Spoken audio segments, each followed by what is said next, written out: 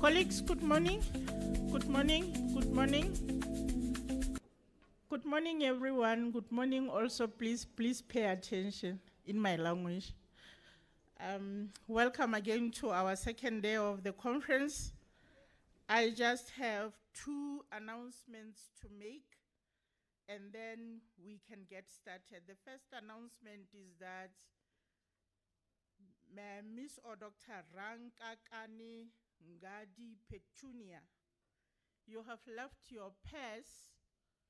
It was found by somebody. Can you please get it at the registration table? Mr. Rankakani Ngadi Petunia. The second announcement is that we have, because we didn't have much time for poster presentations, the poster presentations are still going to be in that exhibition space, colleagues. We are encouraged to pass there, look at the poster presentations, contact the researchers that are responsible for the presentation that you are interested in. It's supposed to be about engaging and networking.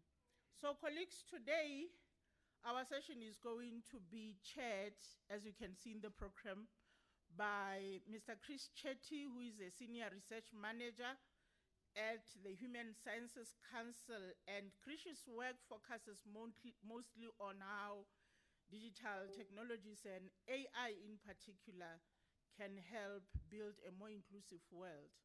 We're going to hear more about that. Can I please invite Mr. Chetty to start his process?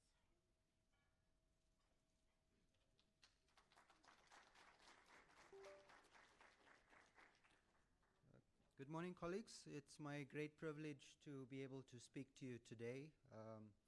Yes, my interest is AI. It's something I've been doing now for the past few years. It's a topic that I'm quite passionate about. And so I'm glad I got this opportunity to, one, to get you to introduce you to our esteemed panel today that's going to talk to us about this wonderful topic. Our plenary session is titled Exploring Engaged Research Methodologies in the Digital and AI Age.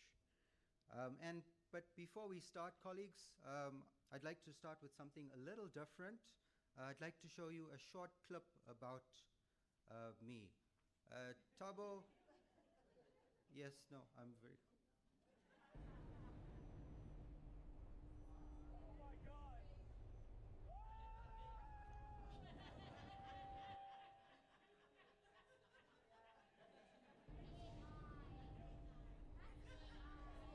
You get two chances.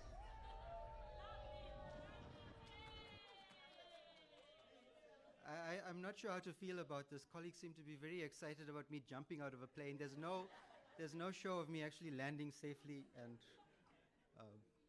but yes. But before you congratulate me about my bravery in that video, let me confess that's not me. It's not real. It's AI generated. If anybody knows me, you know there's not a bone in my body that wants to jump out of a plane. But these are the things that we can do. It looks somewhat real. It feels a little bit real. If you could hear the voice, it's not my voice. It's an American voice. But it never happened, colleagues. But Thabo, please.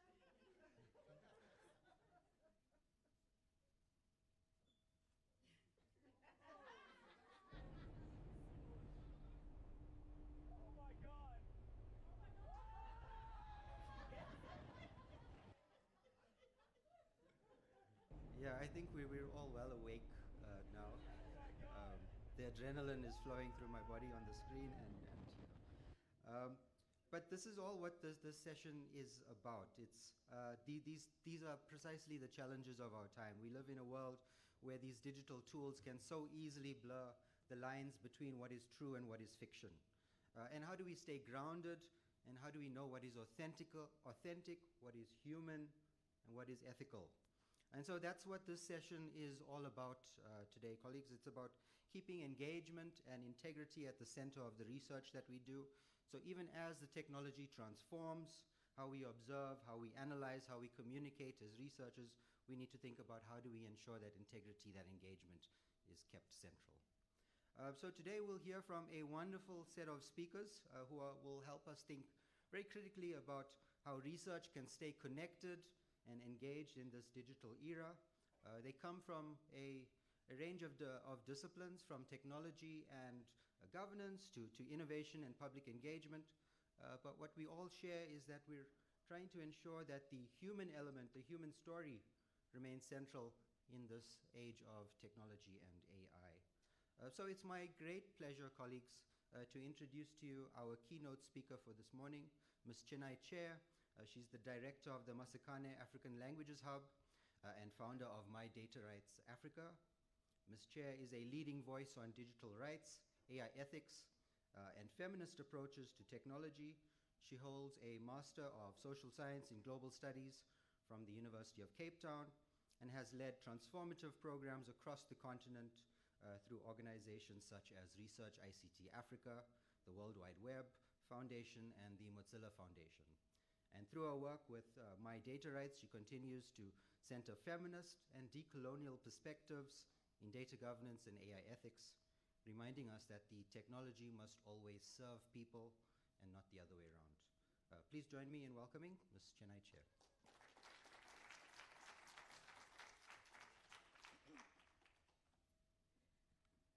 Good morning, everyone. The technology did serve to wake up the room, so thank you, Krish. I found the mouth to be the telltale sign.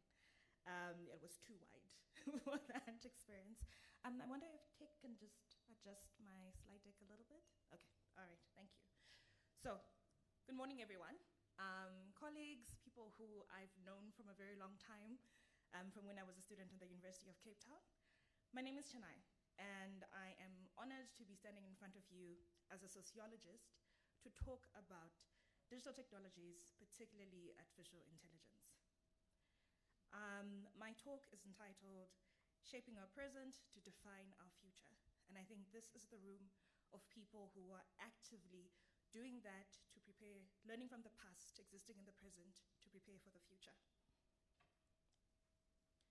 So I think we need to start from an interesting point around people in the room. So from a show of hands, this is usually a spectrum exercise that I play out. How many people kind of like lean towards AI will ruin, will ruin our lives? Just a show of hands. You don't have to be shy. I'm not saying you're at the end, but you're somewhere on the spectrum. So just confident. Okay, all right. I appreciate this. How many people are in the middle? That it's a balance? All right, majority of the room, I'm in the right audience. And the people who believe that with excitement, where has it been all our lives? All right. I have a nice balance of people leaning towards where has it been all our lives. So this is to set the scene in terms of cutting the noise. We are usually having these conversations around digital technology with either people on the extreme end, and these are usually people from governments, people who work with marginalized groups, who are concerned about artificial intelligence as it enters into these spaces. And then there are people who usually exist on the extreme end, usually the technologists who have been in the lab experimenting with the uses of technology, and they have a eureka moment. For them, it's like, where has this been all my life? So as researchers, because, okay, so this is what I was asking for tech to fix, because this is not working for me in terms of sort of like the deck, but you know what? You can focus on me because the person is the most important at this point. So I ask everyone in this room, where do we as researchers fit in this? Because I identify myself as a researcher first, trained in a sociological background. Are we merely participants in this hype cycle? Because currently that's what's happening.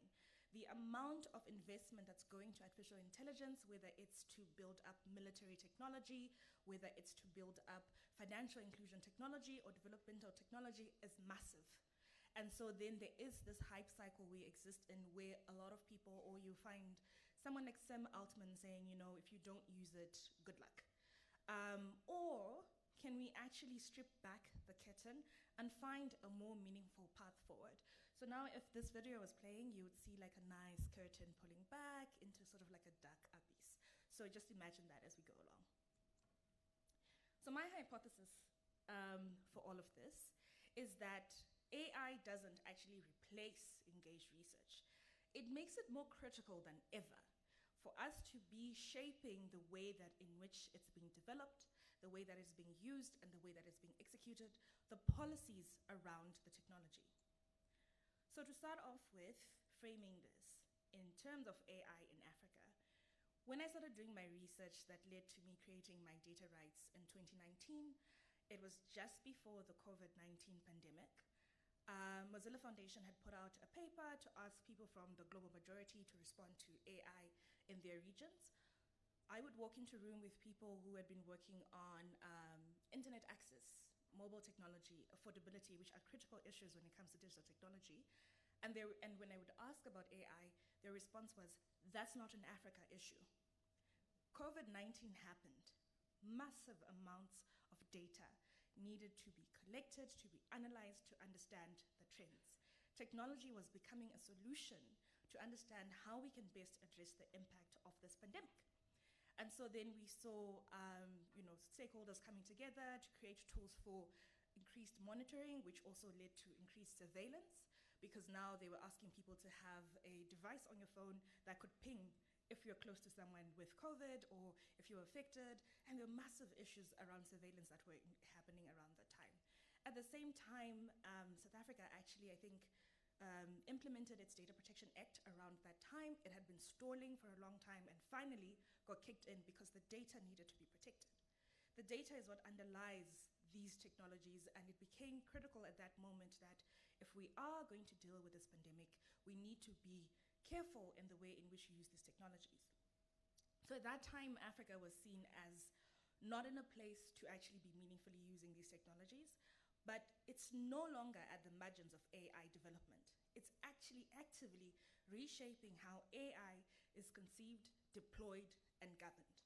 And I think this is important that from 2019 to 2025, we've moved from being simply receptors of technology, but to actually creating African-led AI. So I'm glad you can see some of these examples and you can look them up. So basically, these are some of the examples of AI deployment in the last couple of years. There is InstaDip that was actually developed by 2 students in Tunisia that delivers AI-powered decision-making systems for the enterprise. Now, for the technical community, this was actually quite a win because they were bought out by a global company, I think to a tune of 7 million. You can look it up. And this is really big for young people who are innovating to see that they don't have to wait for Silicon Savannah. They can actually, for Silicon Valley, sorry, for the Kenyans, Silicon Savannah, you know what I'm referring to. And then also kind of like the reality that inspires young people to be like, if I innovate, then it can go somewhere. And then quite recently, there was a new LLM, large language model, put out called Sunflower from Sunbed AI, which is a Ugandan lab that developed a system which understands 31 Ugandan languages and can answer some questions with translation. So it's actually out in the public, it's an open source, you can play with it and see what you get, learn some Ugandan languages. Then it's also found in deployment around developmental issues. So I take an example of agriculture because that's where a lot of investment has happened. A solution called Virtual Agronomist, which actually looks at employing AI to offer real-time advice on pest control, fertilizer usage, and crop disease detection. And then there's also kind of like the homegrown South African solution, Lelapa AI.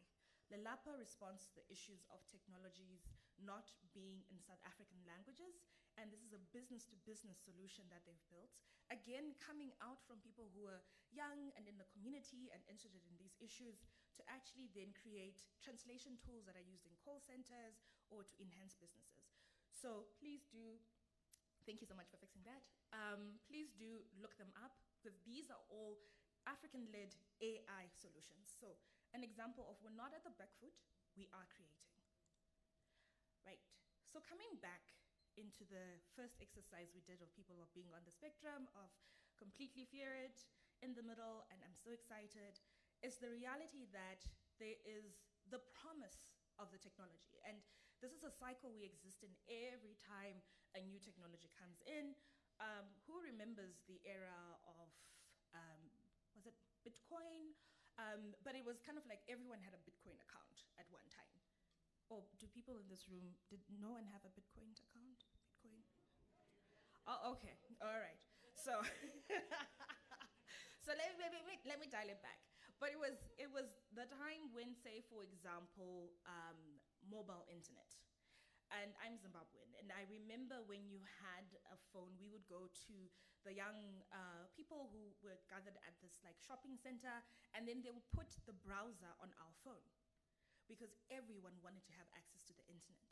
We didn't know we could download it. We didn't know that it was as easy as, just turning on some settings. But it was this excitement of now I can connect. And it allowed, and then, the era of WhatsApp, where most of us have family members from different regions or in the diaspora, it allowed for us to be able to connect. So every new technology has a time of excitement, and it comes with a promise. For artificial intelligence, the promise is the power of analysis. You don't have to sit and spend so much time sifting through systems. Just chuck it into a system, and it will give you back results immediately, and you can assess. The idea of that. And then moving towards the synthesis of scale, where large amounts of data, as I was mentioning during COVID-19 pandemic, can actually be synthesized, and you can predict what can come out of that. And then, of course, this also using the language of prediction. Some people have said we're calling AI snake oil because it's basically going into an Excel sheet and putting in a formula. So what's really the difference? And then also kind of like modeling complexity, right? So some of the complex questions that we have that may require large amounts of resources to get the right people in the room to address the issue, you could put into ChatGPT and say, let's brainstorm. I'm running an organization, I need 1, 2, 3 things, I've got this complex scenario. It gives you a couple of scenarios, right? So the promise of having a tool or resource, we've seen a lot of people end up using ChatGPT, and I'm talking about artificial general intelligence at this moment, as a therapist, as a friend, to actually have that where you don't have to interact with people, but you can talk to your device, which you begin to trust. That's the excitement. However, that excitement is coupled by another side. The machine we trust is often the system that has been built is often created in a black box. We don't know the type of data that's being put into these systems because majority of them are closed systems. We actually don't know who's created them because sometimes it's just the face of the CEO of a company, but you don't know who's contributed into that. There's also the issue of the centralization of power.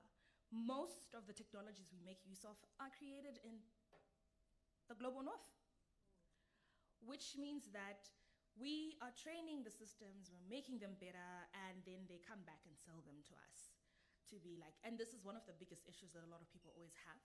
And even when I moved back to the global north into the global majority, thinking about the sectors that drive investment, the banking sector probably has a lot of AI systems that they've rolled out, algorithms to determine whether we qualify for a loan, but then there are also algorithms built on problematic data from the apartheid era, data from kind of like segregation points, and this is what then would exclude me as a black woman from accessing a loan simply because I don't fit the criteria of the data that was built of the type of people who had access to the resources.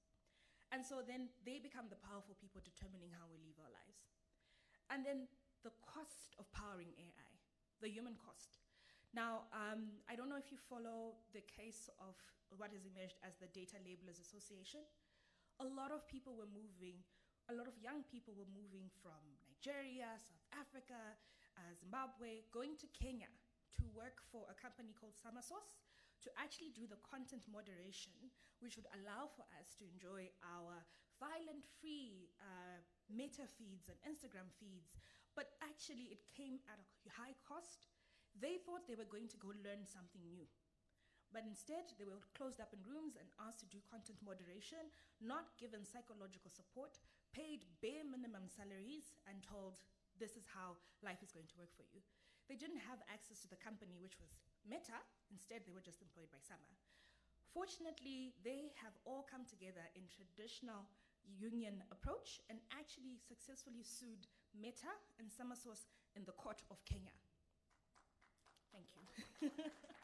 Or thank them because it's a phenomenal group. And then also climate. The fact is, and I think in the State of AI in Africa report, it will tell you how many data centers are currently on the continent, the amount of energy that is consumed, the amount of water that is needed. That's a big critical issue in the cost. So I remember Sim Altman apparently saying, we are wasting energy in terms of global majority, particularly Africans, when we use ChatGPT because we say hi and thank you. It's our basic humanity. So, so having painted that scene of kind of like the context, the hope, the peril, for the audience in this room, for the people in this room, for the purpose of this engagement, I strongly believe that engaged research is the necessary framework to guide our use of any new technology, including AI. So we shouldn't shy away from it, but actually take what we already use because it provides the ethical and methodological grounding we need in order to actually implement these technologies and also put in the necessary breaks. So in this instance, this is my own framing based on my experience as a feminist, as someone who works in decolonial spaces, from data justice frameworks as well, to think about how would I approach it and what I would love to live in this room. So let's start off by approaching it with curiosity. The biggest antidote to fear, I think, is to be curious, to play with the system and figure out, is it possible? What can it be? What can it do? Document the oohs and the ahs and the oh no. Because I think it's important for us then to develop something from there. Think about it in a spirit of reciprocity. How does the technology give back? How can we use the technology to give back to society in the spaces that we engage with? And also really thinking about mapping where the power exists and not necessarily taking it, but redistributing the power. If the technology is being built in centralized sources such as in San Francisco or in Johannesburg or in Nairobi, how do we ensure that it actually does go to other areas and spaces in other universities and countries? Because most of the time, this is what happens when technologies come in, they become centralized to locus of power. And we also have to be transparent. We have to be transparent in which we are actually thinking about the technology, making use of it in the way that we work. I often sit with access to different large language models or AGIs to think through my work and then kind of like be curious about what comes out, critique the sources, and actually also communicate back with my team to be like, when I was thinking about this policy, I really did go into ChatGPT and this is what was interesting. What's the reality in there? And then also kind of like moving from us as Africans or the global majority being testing sites of these technologies to actually co-creation. The example of testing sites often comes with surveillance data. When surveillance cameras were being rolled out a couple of years ago, they could only track particular type of faces, particularly light-skinned faces. They could not track dark-skinned faces. So the technology was imported to the continent and it learned all our faces. Then it went back and then was sold to our governments as sort of like a security and military training system.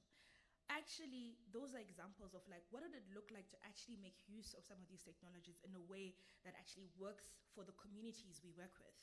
What does it look like for people to actually think about, how can I address a problem I have with these new technologies instead of always sitting at the end of like, I'm a testing site. And we need to dispel that idea about Africa particularly. Okay, so again, the things that I'm talking about are actually happening. And I want to talk about examples of people who have created technologies to respond to a need and done this with community.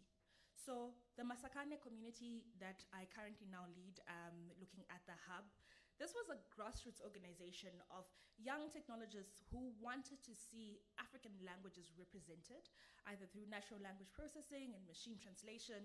And every time they would go to international conferences, they were told, Africa is just not there yet. So they decided to bendy up, come together, form a community, and Masakane translates to building together. And they decided, okay, we're actually going to research our languages. We're actually going to see the languages spoken by 5 people. How do I digitize it so it exists as a data set and someone can then have oversight and create it?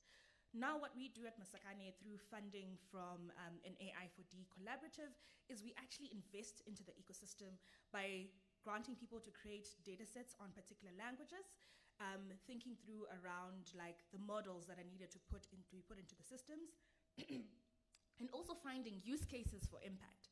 A majority of concern in these investments is sort of like, okay, we're going to build up all of these systems, but what's the impact? Again, the idea that Africa does not use this technology. So that's the work that we do. And then another second example is Gender Rights and Technology that's based in South Africa. They built the app Zuzi to respond to the reality of gender-based violence in this country.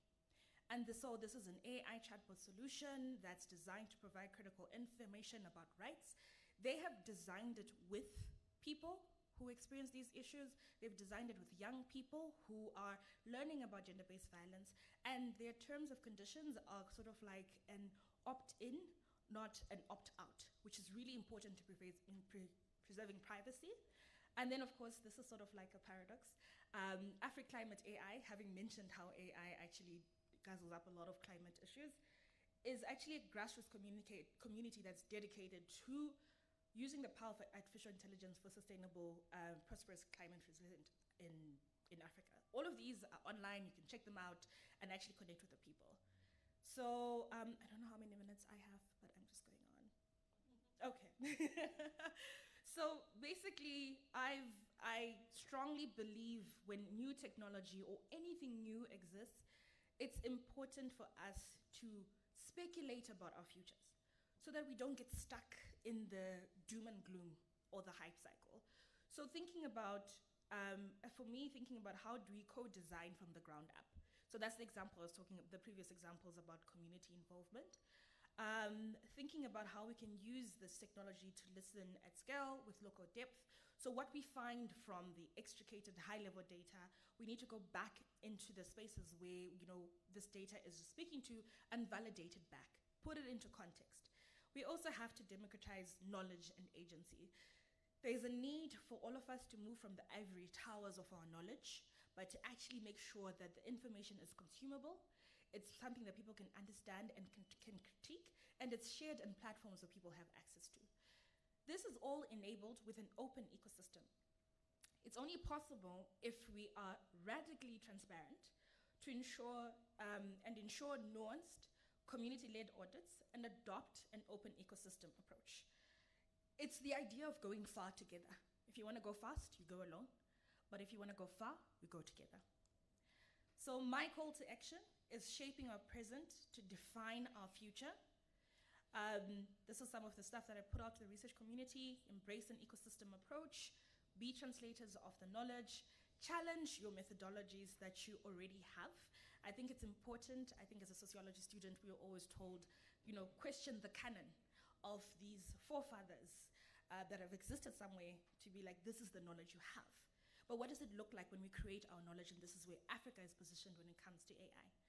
To the funders and the institutions, rethink the metrics of success. Numbers are great, but how are they couched in context? We also have to think about collaborative infrastructure. The Masakane community, for example, is technologists who work in computer science departments. They are not in these rooms. So it is important that we look at where the linguists, and this is particularly looking at language, but where is everyone who contributes to this knowledge in this space? And then also, we really have to demand accountability and transparency from each other, because that's why it was important for me to share sources of information you could all look up online. I could have just gone to ChatGPT and you would have hallucinated very great Englishified examples and you would have all believed me.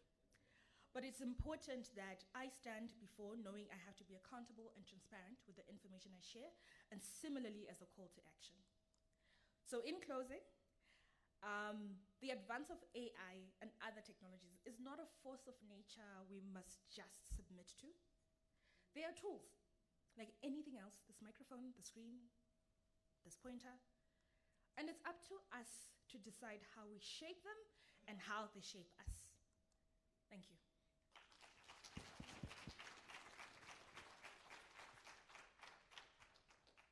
Thank you, Chenai. Very thought-provoking presentation that you've got there. I love what you said about co-creation. And we've been getting this question a lot about this fear of AI. And so I love that you spoke about the antidote to fear. And you said the antidote to fear is curiosity. So perhaps that answers some of the questions that we've had this week. What we'll do now, colleagues, is we'll take a few questions before we go to the remainder of the panel. So do we have mics in the back that can be, thank you, Tabo. Yeah, so we've got 1, 2, 3. I'll stop at 3 and then I'll take another round. So can we have one mic to Charles here, please?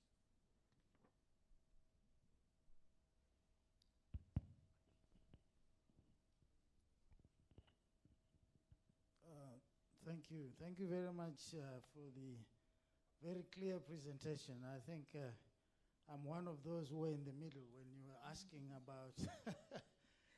But my question is quite simple. As a sociologist, I'm sure you will understand where I'm coming from. The direct question I'm going to ask is that, yes, in this presentation, when you're thinking about this presentation to us, did you use AI and how do you feel about it? You know, I mean, it's quite a loaded question, but I think it will help us more. We'll take the other two and then we'll come back to the second one. Here's Nicole.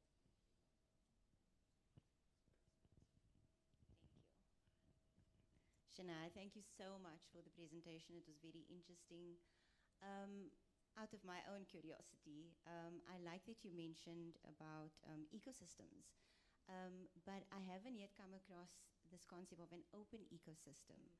So I would like you to maybe just reflect on some of the barriers or enablers that would enable open ecosystems in the context of AI. Thank you. Thanks, Nicole. There was the third hand is in that corner over there. Do you want to answer those two before we go there? Okay, all right. To answer your question directly, of course I did. Dabo.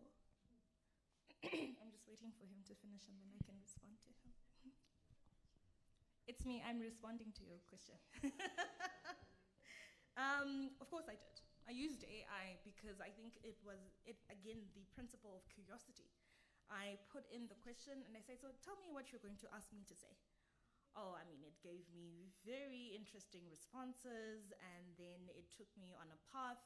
But in essence, what it gave me was what I then took and sat down with and said, what in here makes sense? So then thinking about the framework and the guideline, but because I work in the space and this is what I do every day, it gave me a guideline, but I then applied what I already know into the system. I think a lot of this in this instance is I use AI from a very privileged position of knowing how to use the tool. And I think that is to respond to how I felt, was that, okay, fine. If it was someone else who didn't know and they got this, you all would have probably called them out in a minute or two to be like, some of this language doesn't make sense. But I think that's always the idea of thinking about anything as a tool. It's the same thing as we don't give a child a knife until they know how to use the knife safely.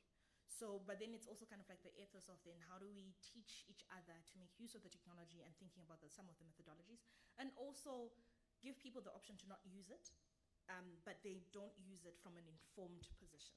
Okay.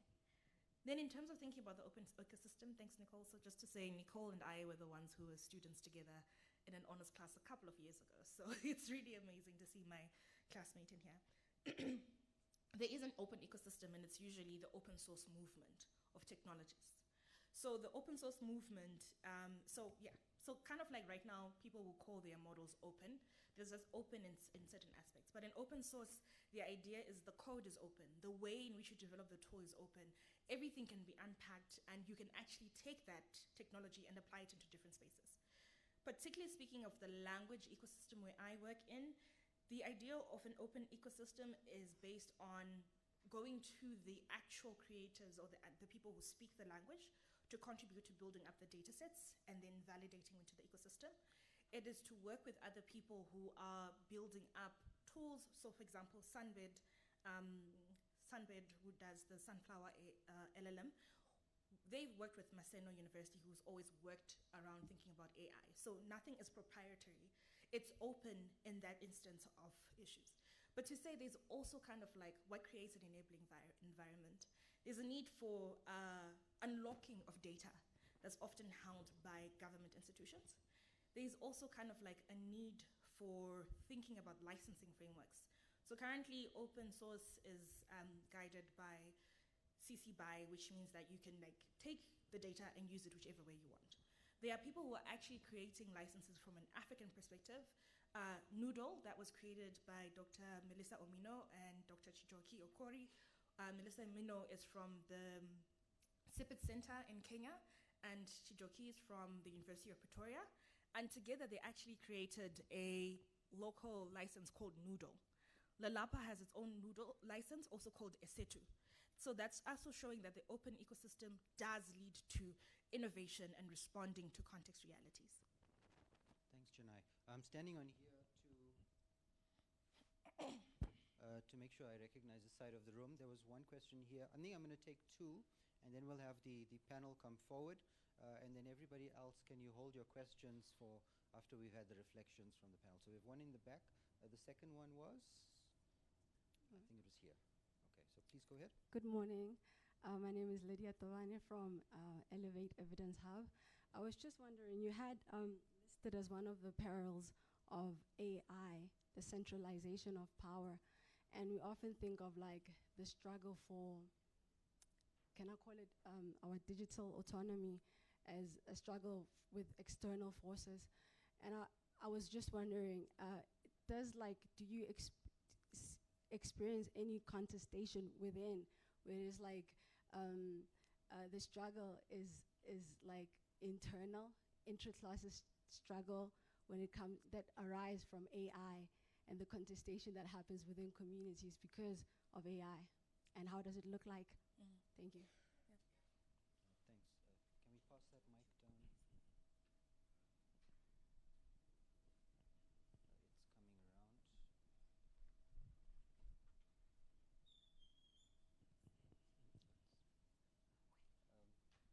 The lady in the middle. Thank you so much. Good morning, colleagues. My name is Zukiswa Roboji from Walter Sisulu University. Thank you so much to our presenter, but out of my curiosity, I'm still interested on the issues of policies, where you do have policies that are still at an infant stage. And as you are co-creating, this information with the communities, how do you deal with a state where this sound, I would say decisions that you need to make about this data need to be recognized? At some point, I would say as communities based from all levels or sorts of life, we still need to go deeper into this, because there are some gatekeeping and gatekeepers in terms of policy frameworks that stop us from using this co-creation information, to make some decisions, good decisions, that can assist our government forward. Thank you. Yep. Thank you both. So I think I can actually answer the questions together around the internal contestation and the policy framework that actually does enable for us to develop and make use of these technologies. So that is part of, I think, the biggest internal contestation, particularly. So my example did start from the global north, but then I did take it into sort of like at like local levels of when developers come in with a solution. So I want to pick an example. Just give me 1 second. Okay. So I'll piggyback on the licensing issue, because that's actually kind of like a big policy. An internal contestation that does emerge from that idea of an open ecosystem is that, do we make all of the data open, completely free, and everybody can actually just make use of it? In addition to the data, do we also make all the innovations completely open and everyone can just plug and play into their different ecosystems? So that's an internal contestation, particularly for people who are the technologists who need the data in order to create tools and solutions. But when they interact with, say, for example, government entities who may hold the language data sets, there actually is sort of like if there is no existing access to information policy or no existing enabling environment for policy for people to take use of this data, they often then run legal roadblocks where they are actually then told that you had no legal right to make use of this data because it had a different licensing framework. And that's been the experience of people who have scraped public data from public broadcasters. And now they've had to deal with lawsuits because the public broadcaster is like, it had a completely different license, but that licensing framework was not really public to say this is what the licensing framework is. So that's often the internal contestation we have right now of like, what is the right enabling environment? And to come to the question you've mentioned around the policy and taking it from a government level to more kind of like local community level, in the language space, we often find the contestation of people who actually don't want their languages digitized. So then how do you create like a policy that says you can choose how much you want to go? And then often for the root of people, they go to the language custodians, which are usually considered the chiefs or the people who lead that community. But then sometimes for younger people who may understand, they may actually absolutely say, don't digitize this language, but for the chiefs, if there is maybe some sort of incentive that is put forward to the table, they would digitize the language. And so now that creates this consistent internal contestation, and there are quite a number of people who are working on these policy issues, like CIPIT that I mentioned, and the policy lab also at University of Pretoria, to figure out what works from an African perspective, and actually to look at existing policies and frameworks that we already have. I mentioned the Data Protection Act as starting points in terms of like, what can we leverage to allow for us to unlock data without us having to go through this process of creating completely new frameworks, which is where we often do get caught up in some of these legislations and narratives that can lead to impeding innovation, because there's more kind of like, we don't have anything in existence, so we have to create something new. But people are still innovating regardless. So yeah, thanks, Krish. Thanks, Ms. Chair. A round of applause, colleagues, for can I call forward our panelists, Dr. Tiosi Craig, Dr. Michael Gastro, and Dr. Odalile Ayodele. Please come have a seat with.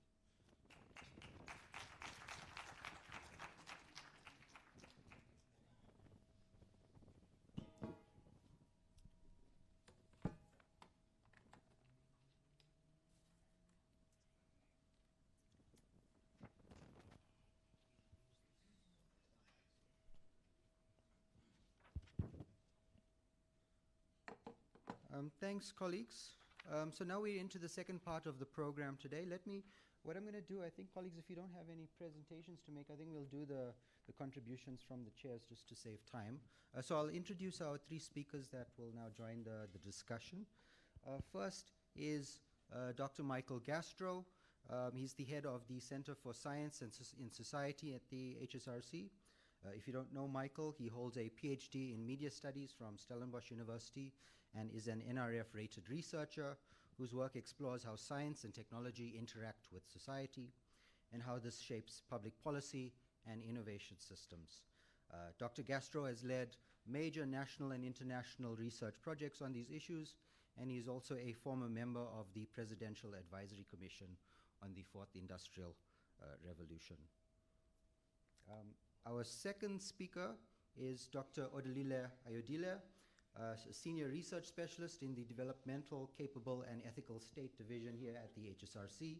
Her research focuses on digital governance, AI policy, and African regional diplomacy, examining how emerging technologies shapes socioeconomic development and governance systems across the continent. Welcome, Odalile. And then finally, our third speaker is Dr. Tiosi Craig, a specialist in energy technologies, renewable energy, and innovation. He is the founder of Van Dobson, an innovation consulting company. He holds a PhD in engineering from Stellenbosch University, where his research received the Rector's Award, and is a certified energy manager. Dr. Craig's career reflects a passion for innovation that serves people. He founded Nigeria's Child Right Forum while still in school, and later established the Tiosi Craig Foundation in 2021 to mentor young innovators. He has developed award-winning systems in solar energy and food processing. And if you visit his website, tocraig.org, you'll find a long list of his inventions and innovations. So welcome, Dr. Craig. We are honored to have you with us today. Michael, can you kick us off with your reflections, please? Probably about 5 minutes or so, please. Thank you, Krish. Thanks, Chennai, for your wonderful presentation. And of course, thanks to the organizers for bringing us together here. It was really good to hear Chennai's thoughts and especially unpacking some detail about the progression of AI in the African setting. There were a few things in there that I think we can unpack a bit further for discussion. The first that comes up for me is this proposition that AI is a tool and not a force of nature. And I understand the logic of that proposition, but I do also think that it's a little bit more complicated than that. Because AI is a tool in our hands, but it also represents a fundamental property of nature in that a non-biological entity can hold a conversation, is able to cogitate and talk to us. And I think that is a little bit more than a tool, and I think the power dynamics unleashed are not entirely in our control. So in that sense, the dialectic between what we can and can't control is something that we need to keep a close eye on and distinguish between. The genie is out the bottle, that is out of our control. AI cannot be regulated in all jurisdictions in the world. That's not going to happen. Open source AI cannot be fully controlled or regulated. The power that big firms have, particularly Silicon Valley, but also elsewhere, is so enormous and has grown so substantively that its tentacles reach all around the world into this room and into the presentation itself. There are geopolitical aspects to contestation over AI technology and control of the technology that results in many decisions about AI being taken outside of our national context, decisions over which our national policy has little or no influence. So I think we need to be clear about this tool and the extent to which we can control it. A tool needs to be controlled and pass out those two kinds of aspects of AI. So what do we have control over? We have control over our own actions, the way we use AI. We have control in our own spaces, our own communities, and we have some control through policy. And I think this is where engaged research really is critical.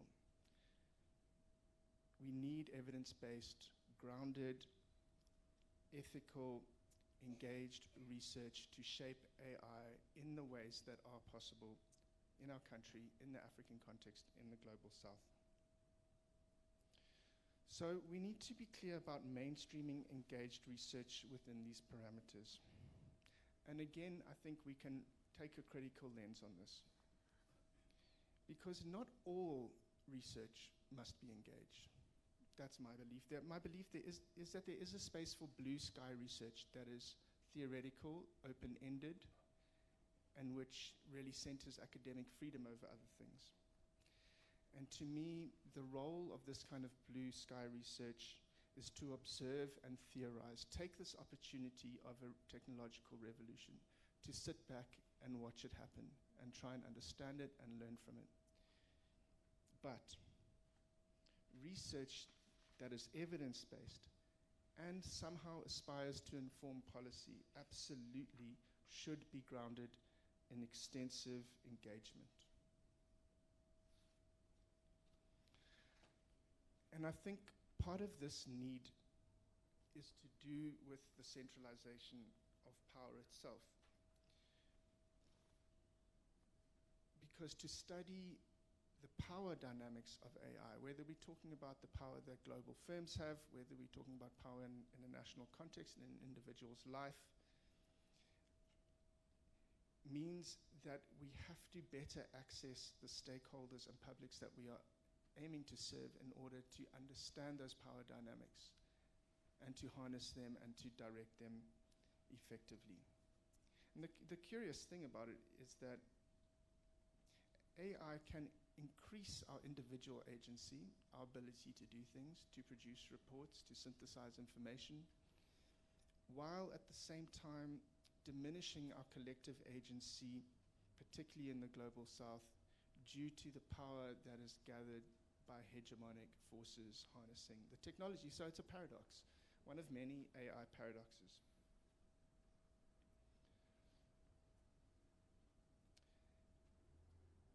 Some of the other dimensions of power that I think we need to focus on, and which I don't think we should get distracted by,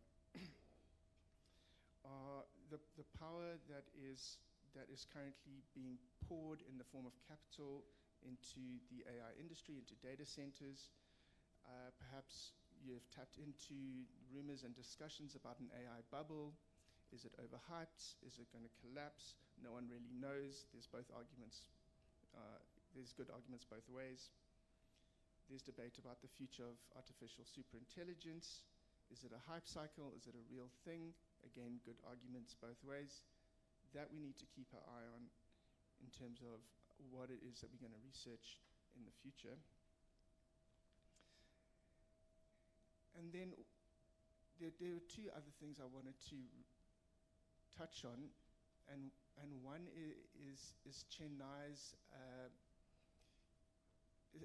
proposition that AI is not a force of nature, to come back to that, and her final statement that we need to center our humanity. And these are some quite complex statements, I think, because firstly, to me, and I've said this before, I think AI has a Promethean aspect to it, like the discovery of fire. Something strange and new, something dangerous. And it also holds within it a Copernican kind of truth, because it decenters our cognitive ability. It means other things other than humans can do these cognitive tasks.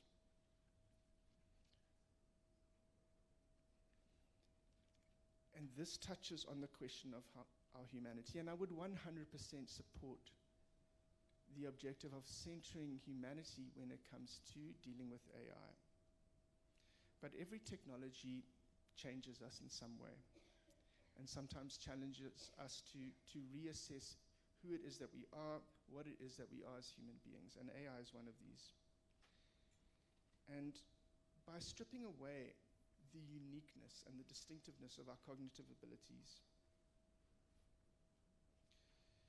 and also by galvanizing a type of resistance to AI, in that people sometimes prefer humans. There's a notion of, I want to speak to a human being, I don't want to speak to a machine, I want a human to make this decision, I don't want a machine to make this decision. By hitting the limits of social dynamics that are not scalable or geometrically going to grow, we start to learn more about what it is that we are. We step back and we're forced to reconsider what makes humans unique, distinct from machines, distinct from other kinds of life. And at the core, therefore, is this reassessment. And again, in this inner examination, we absolutely require grounded, engaged research to understand how people feel that AI is challenging or altering or redefining their own humanity. Thank you. Thanks, Michael. Odalila? Thanks, Krish. And thank you particularly to Chennai for her thought-provoking keynote. I was extra excited about it because what she was putting forward is exactly the kind of topics that myself and my colleagues are grappling with. Creating the future when the future is still in the state of flux. How do we shape that? One of the core tenets of engaged research, and also shaping the future, is the idea of co-designing and co-creating, which you brought up in your keynote. And that's something that we're currently doing. We're doing that in our, we have an e-participation program, or project rather, that we are over 6 municipalities.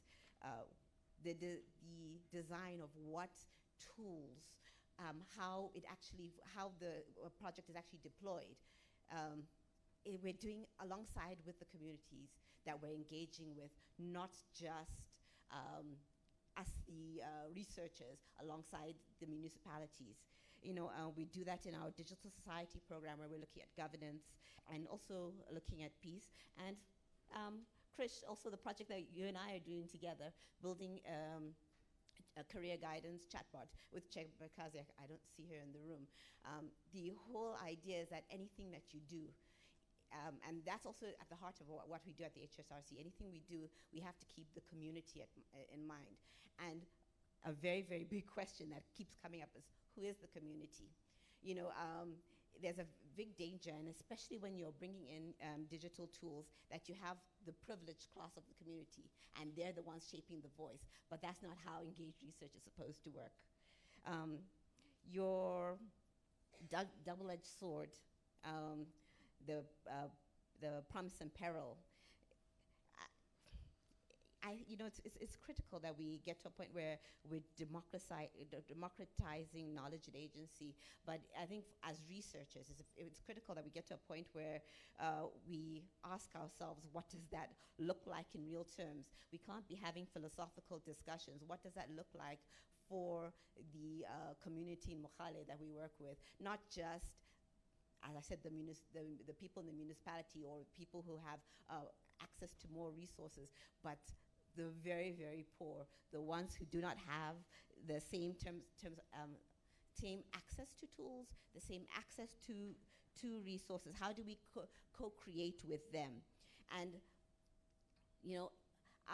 especially the way AI is developing, and particularly large language models, a possible way, and I'm just throwing it out there as not necessarily what we have done yet, but it's something that we could think of doing. And I'm hoping that throughout this conference, somebody comes and knocks me on the head and say, hey, I've got another idea.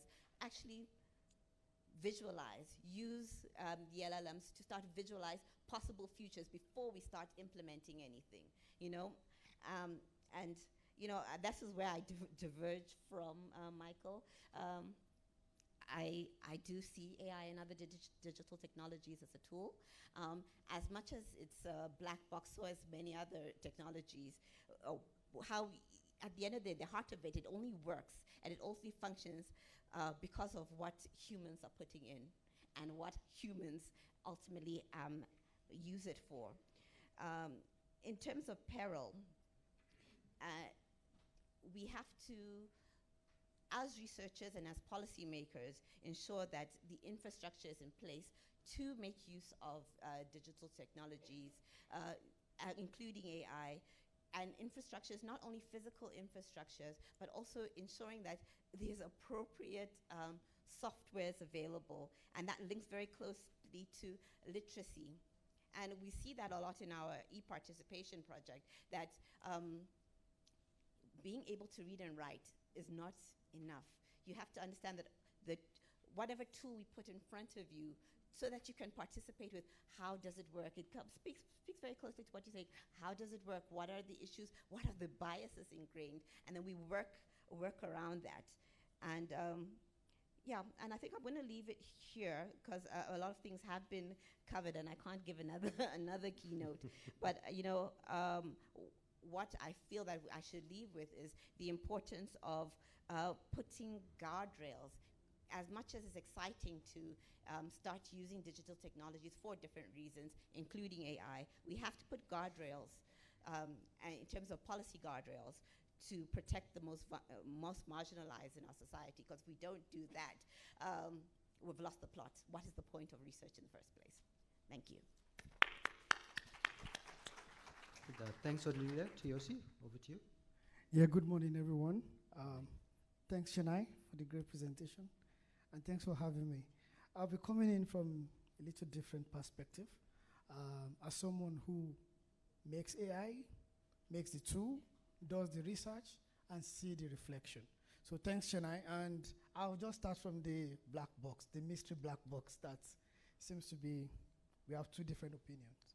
So I want to ask the room 4 questions. And please, I just need you to answer. I'll be quick with it. Has any of us watched any Hollywood movie? Do you watch Hollywood movie? Have you ever seen any Hollywood movie? Yes.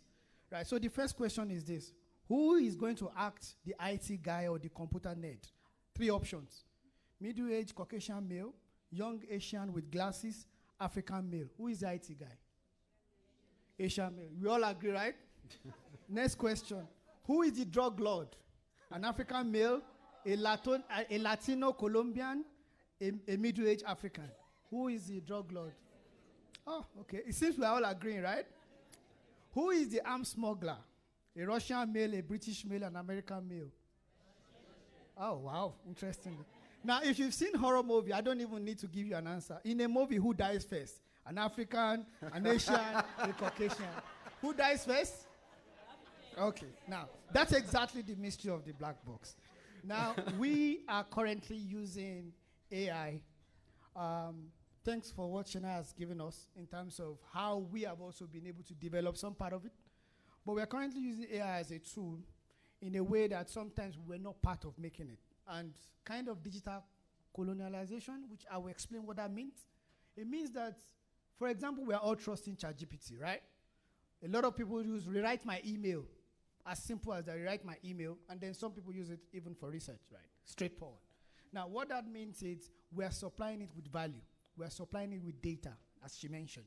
But we are not part of the decision maker of how that data is used. I gave you that story of Hollywood because we've been conditioned to think in a manner of way. Now, AI can also make us, or we can lead you on to a kind of way or a kind of research. We have a mentality in when we do sociology research or other research like that. I'm from an engineering background. Now, if you have trusted a tool and you've kept working on it, it comes to a point where you send a question, you don't even verify again, right? And the owner of the tool can actually lead you in a kind of revolution, something like that. So you can condition your mind to start thinking whenever you see an Asian guy, he's a tech guy, right? Whenever you see a black male, he's going to die first in an horror movie. We can bring that home to how it's used. So I wrote this, I said, AI is only as fair, as intelligent as people that are involved in making it. And I'll be giving practical example quickly. And we'll all interact with AI at some point as researchers. Either the data you will use eventually, either you'll be researching on AI itself, or you'll be using the tool. There's no how, the world we're living, that we will not do that. And as the double-edged sword that you said, I will give an example. I made an invention recently. I was going to deploy it here in South Africa. It's AI-based. It's just a simple tool. You plug it to the meter.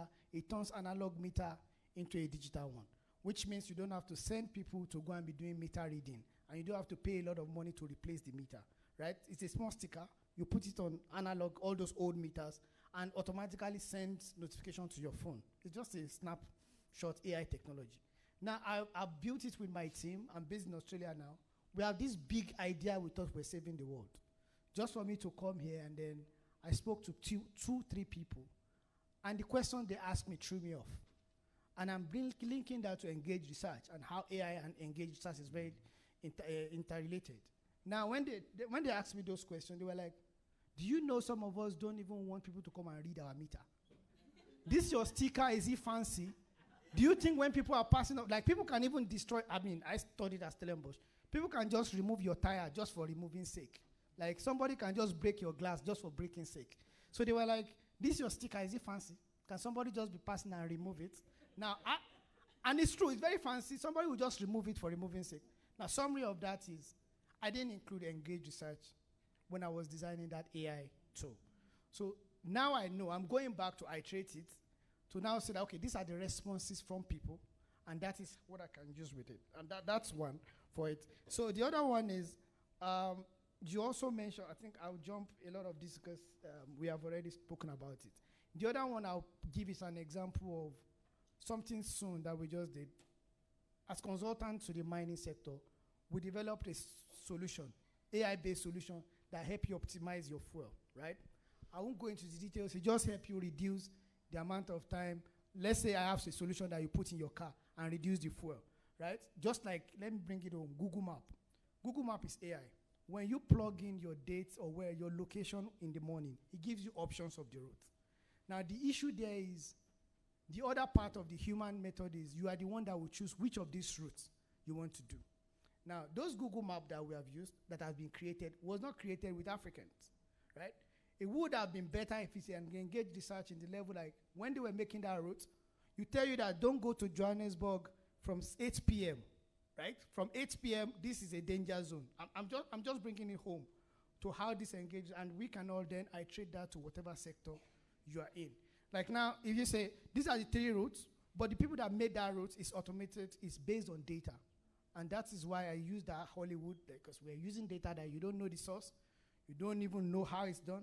But now, if I say this is safe, this is not safe, by them coming around and asking people on the ground the question and interacting them, and then building our AI together, then it will not be a digitized or colonial digitization, just like you mentioned, and it will then be a tool that we can all use.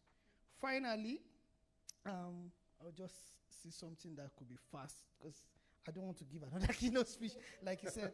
Yeah, the final one will be, yes, I wrote here that it must be technically grounded and socially alive. And the last example I'll give you is very simple, a solar solution. I know many of you, I don't know if you know the story, solar doesn't work.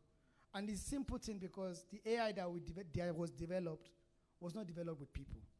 Simple thing, we did a small, we wanted to save the world, did a small solar like this, started selling it to people. Then everybody started coming back and said, no, this thing is blowing up. This thing is blowing up. Because we used an AI data, secondary data, to just analyze that based on the way of life of the people here, this is how they will live their life, this is the electricity they will need.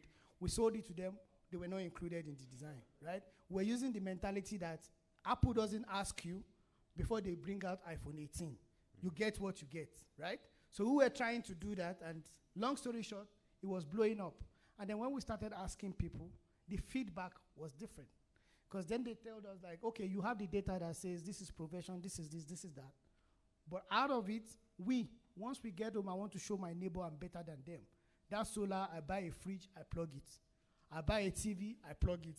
So because it wasn't a big solar, it's just small, just for lighting, it blew up. Now that made us come up with a new idea that, you know what, we're selling you solar. If you want TV, we already have a TV that works with it, that can work in that capacity. You buy it all together. For the old people that want just radio and fan, all that package, we sell it together. Now, I said this whole story to bring to life because I know the room is full of researchers, right? So that we can link it, as the minister also said yesterday, to real life, right? And as she has said, to me also, I believe it's a tool. The only most important thing we need to do is we have to be part of it. And this is an opportunity for us to use it as a resistance.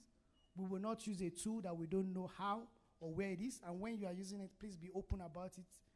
Whatever makes you hide the tool you are using for your research, then you should not use it. Right? So that's my contribution. Thank you. Thank you to our very dynamic panel. So many issues that were raised. I'm biting my tongue, trying not to say something in response to each of the speakers. I think they've raised some very profound points that we need to be thinking about.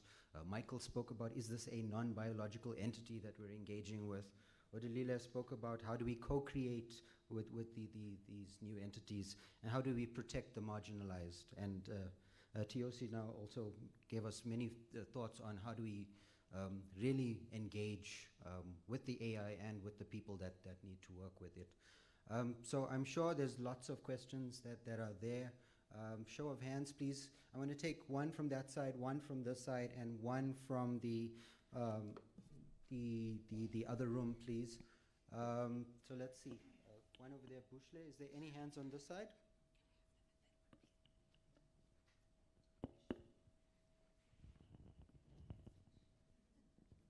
It's burning over here. Can we have another mic on this side? Bushle, go ahead. Yeah, thank you so much. Thank you to the presenters and the panel. I just thought I'll make, these are not questions, but maybe just contributions to the themes that have already been touched on. So the one is the one that was posed around AI as a tool or AI as a force of nature. And it seems to me that it's both. It's this and that. On the one hand, it is, of course, a tool insofar as it is an extension of our cognitive abilities. It's kind of like a quantum brain that we have created, insofar as AI can be used as that. But I think Michael is right too in that it is something far more than that. It is a force of nature, and that it is also changing our nature. We know, of course, that we are, our brain is elastic, neuroelastic. So we are changing too with the technology. So I think it's a question of both, and it is a dynamic. It is an evolving dynamic. I think for me the question becomes, what will happen one day if AI were to become a non-biological sentient being, to speak of that? Do we give it the rights that we demand for ourselves, or do we not, right? If you take a scripture, it says we are made in the image of the gods, whatever the situation is, but we demand to be autonomous, free agents. Will we give the same agency and autonomy as the creators of AI, or will we begin to draw lines? Second to that, and lastly, is this question of centering our humanity, which I think is very important. However, I'm wondering whether, are we able to do that now, because we seem to be having this conversation in relation to AI? Are we able to center our humanity in relationship with ourselves as human beings?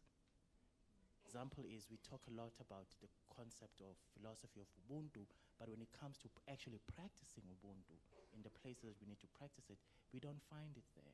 So I think that perhaps charity needs to begin at home, and maybe we need to do some deeper reflections about how we are still operating in not mainly, but in many instances in very inhumane ways, in the ways in which we relate with ourselves and each other. So perhaps in cascading scale, there is some place to think about the places, or should I say, the psycho-spiritual places from which we are developing, implementing, and using AI, because with all good intentions, we can only project that which we are, not that which we really think we are in theory, but when the rubber hits the road, who we really are will show up more than what we think we are in these romanticized ideas about what we think we are or our humanity is. Thank you. Thanks, Bushla. Do you want anybody to respond to that, or is it just Not a comment? response, no response needed. There was where's the mic? Mpumi? Go ahead, please. One, two, okay. Thank you, Krish, and thank you to the presenters.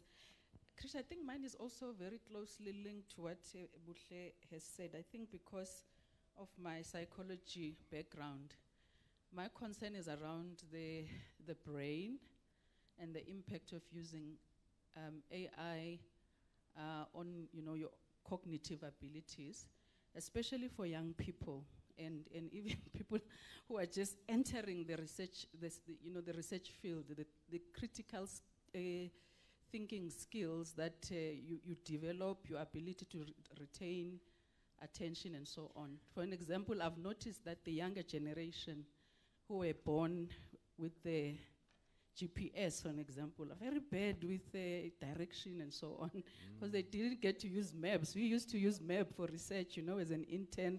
I remember driving around with a map, sometimes having to stop and memorize where I needed to be using a map in any town, and I would find my way where I needed to be. But I find that it seems like, your photographic memory, the more you use GPS, it also declines. So that's my first concern. The second one is, I think it was a bit touched on. It feels to me, I've just started using AI, so I'm very new in it.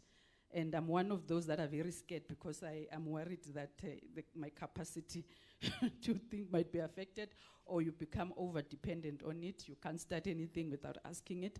But you have to know what you don't know, in a way. I don't know if I'm putting it correctly. If it's giving me papers that don't exist, for an example, Krish, I need to know the area to be able to say, no, Charles Ongoro never wrote anything on people flying or something like that. So I need to know it. So sometimes I ask myself, so it seems like it's giving me more work now, because it suggests these things. I need to go and pick them up and then see, do they fit, whatever. So I think I'm also having that tension around using AI. Thank you. Yeah, thanks, Mpumi. Do you want anybody to respond to that, or you're covered? Oh, Yeah, I think my reflection on that issue, it comes up often in the training that we do. The advice we offer is verify, verify, verify. You can't trust anything that it says, always check the source. Anybody want to respond to those two? Odalila, have you got a mic? Okay. Thanks for that question. It's something I'm grappling with as well. And but to be honest, in terms of and this is an aside, the GPS spoiling your ability to remember things. I never remember things properly anyway. Back when we used to use hard copy maps, I used to have sticky notes. So every time I pass a turn, I pull the sticky note. So by the time I arrive at my destination, the whole car floor is covered in sticky notes. So there's some of us. But in terms of as a researcher, particularly how AI, particularly LLMs, affect your capacity. I have to turn it back on the mentors, turn it back on also the junior or growing researcher themselves. And why I'm saying this is that in many schools, particularly in private schools, they're literally pulling out devices. And they're like, you can only use your phone, you can only use your computer, you can only use AI once you've mastered certain things. And that should be the same for us. You see, when you're having your trainee researcher under you or somebody who's just coming up, you can't use any of these things until you know how to do the basics, until you understand your field. In fact, if I think about it, that was the same thing with the calculator. We weren't allowed to get our calculator's license or even our pen license until we could do the basics. So there comes a degree of joint responsibility between the researcher or trainee researcher and the mentor. And in fact, even institutions have to come to a point where we understand these tools are here, but we need to know the basics are covered. I'll leave it there. I don't know if anybody else wants to join. Let's go to the overflow room. Are there any hands there? If there is someone, please come forward and unmute the room if it is muted. I see a hand in the back there. Yes, thank you. I have a question for the engineer. Has he changed his way now that he has been seeing challenges of the products which he has been making? Have he changed his approach? Thank you. I believe that's for me. Yes, go ahead, Josie. The question is, did I change or did we change our approach based on the feedback, right? Yes. Oh, okay. And that you were already producing products and you learn that the product is what people are giving you feedback. Now I'm saying, going forward, have you changed your approach in the way you do your work? Yes. So thanks so much for that. And the answer is yes. You should never do anything, even research, with the people. Okay, I'll just give a different example.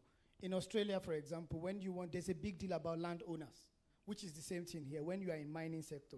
But what I've discovered happened is these people would have made their decision and then go to the landowners and say, oh yes, we find these resources here, we want you to do this, we want you to do that. And then there's always trouble, right? People are smart. So the framework is you start with them. People are not dumb. Whoever you want to make a solution for, or whoever your research is going to be, the stakeholders, let them be part of the research questions. And that's why, because the AI, for example, there's a logic behind it. So if you are using AI to define your research questions, there's a way it will be. But if you have included the people, which are the stakeholders, for example, it's easy to walk from answers back to the problem. So yes, now there's nothing we do without being sure that the people, of course, people are different. You always also knows that. There will be failures and they will be making it, but we always start with people, yes.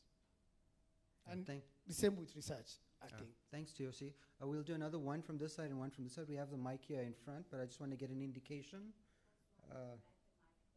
Someone has the mic at the back already, but let's start here, please. Go ahead.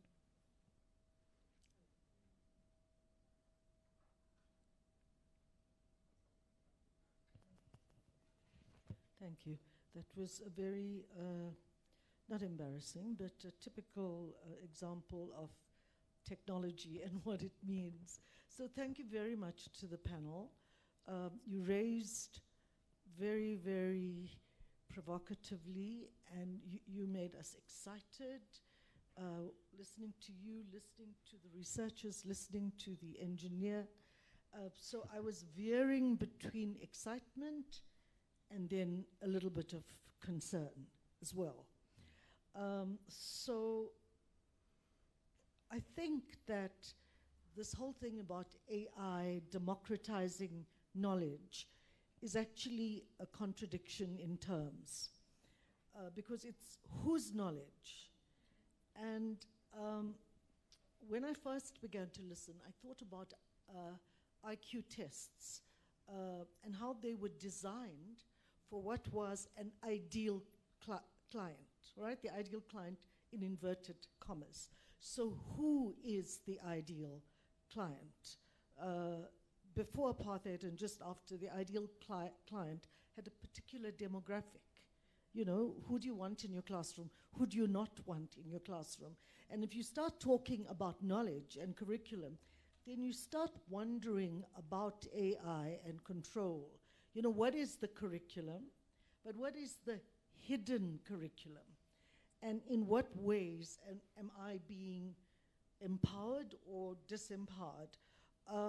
In fact, a more troubling question for me is, how are we being colonized again? How are we being colonized? And how do we fight back against it? So I enjoyed all the contributions. I do tend, and this is not about doom and gloom, I do tend to share, I think it was Dr.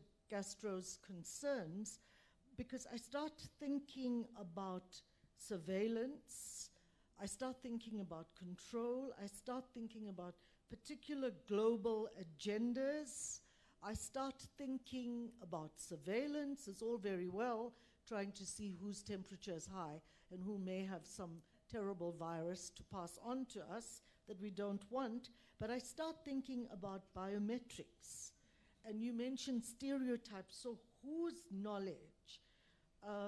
And yesterday I was really so, not elated, but I was so happy that in the keynote address by Dr. Zimande, he spoke about the geopolitical, the geopolitics, and the situation that the global the global South is in, and this whole thing of admiration for the global North. And this is a very important point, a kind of a watershed where we break free of the control, the colonization, the ideas that are sometimes perpetuated, which some of us in excitement, the excitement of new technology is something that, oh, it's so exciting, you know, even for elections. Oh, we want to make it easy to identify people. But is there another agenda? And I do tend to be worried about some of the more ominous, and not to be a conspiracy theorist at all, but the more ominous effects of a different kind of intelligence that is not human and that can actually coincide with a particular global agenda and reduce us to not a pleasant fate as human beings. So, you know, thank you, because the panel kind of pointed out some of the pathways that we could follow. But yeah, thank you. That was just a comment. Thank you very much. Colleagues, I'm looking at the time. It is 10:30, so I'm going to try and get a final set of reflections from the panel in response to the points that my apologies to the many hands that were raised. Please do try and grab the panelists after the session. But anybody want to? Michael, please go ahead.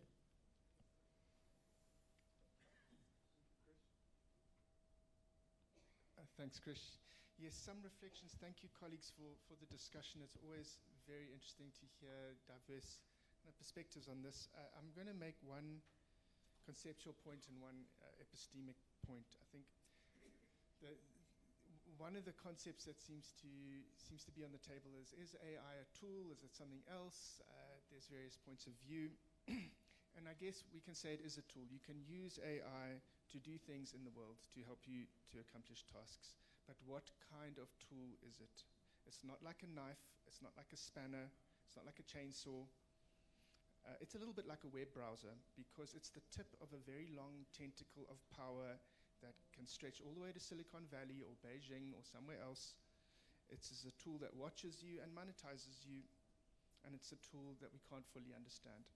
And this is my epistemic point, is that, as was raised, AI is a black box in a black box in a black box. And I will unpack these Russian doll boxes. It is in a black box at the institutional level. We do not have purview of what is happening inside Meta and Google and Apple and Alphabet. We can't see what's happening there. That is an institutional black box. The LLM itself is a black box because we can't see inside the neural network to specifically ascertain how it produces its results.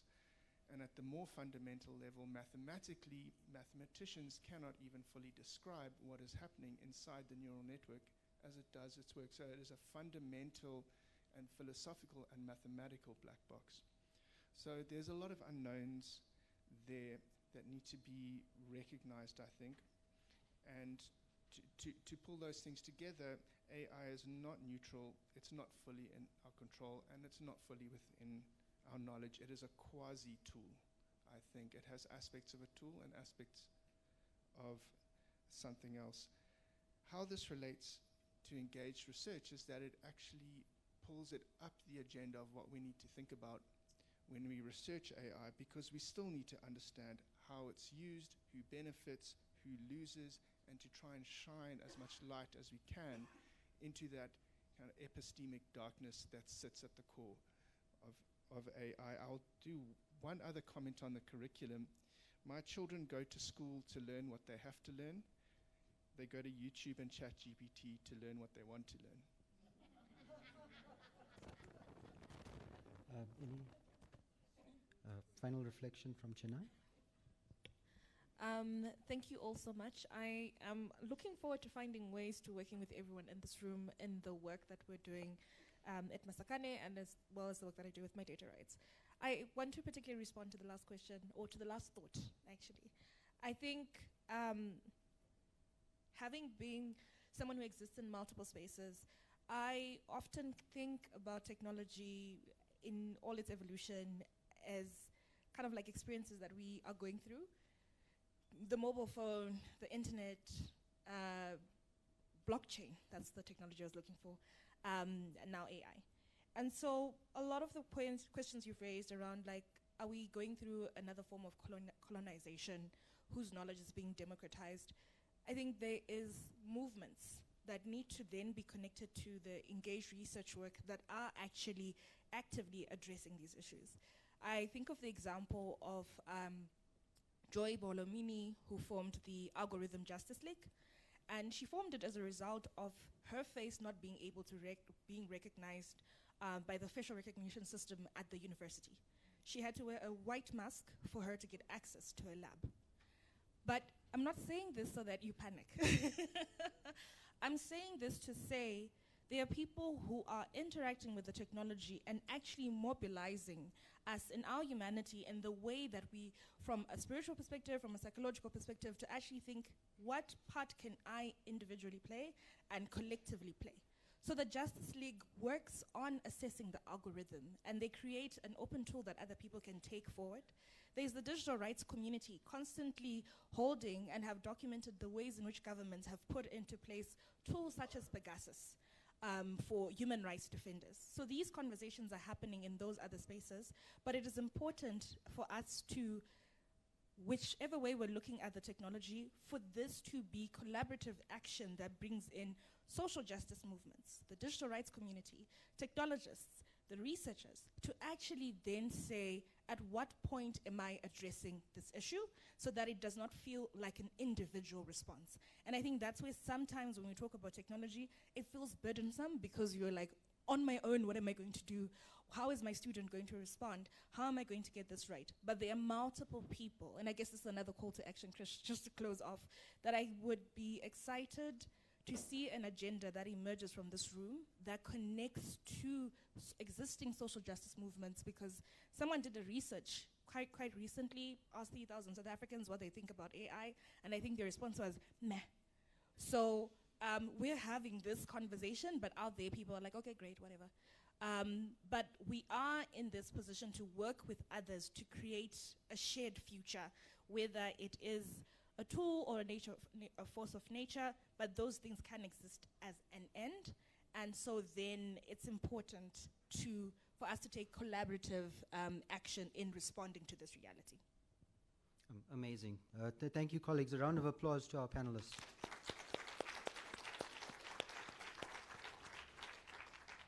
So just to close, I think we've got the call to action there. I think the burden is now on us to try and take this agenda forward. So if any of these points resonated with you today, please tell a friend, tell a neighbor, tell a colleague. Let's continue to work in this space. Thank you very much.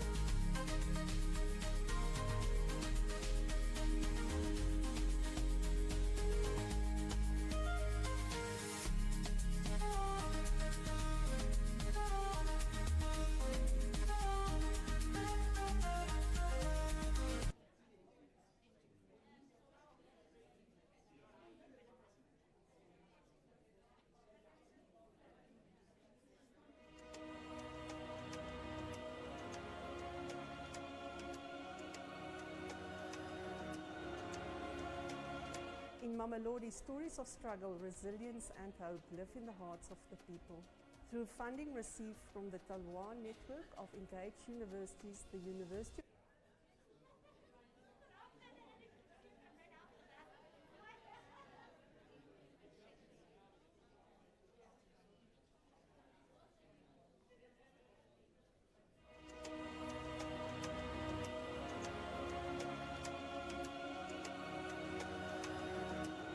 network of engaged universities, the University of Pretoria Mamelodi campus partnered with the Historical Society of Mamelodi to preserve the Stories-D2.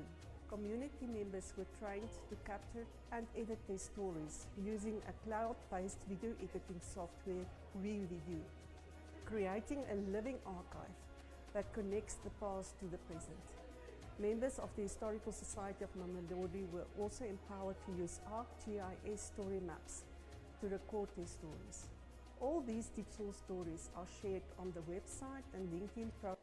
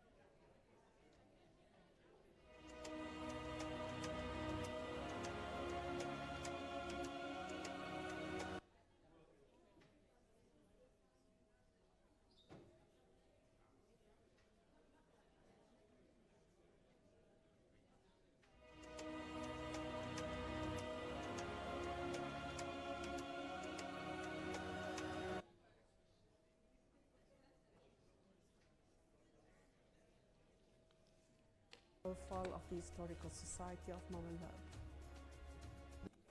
And a responsibility to those who will come after us. For many of us, learning to use digital tools gave us confidence. We can now tell our own stories in our own ways and share them with the world. This experience opened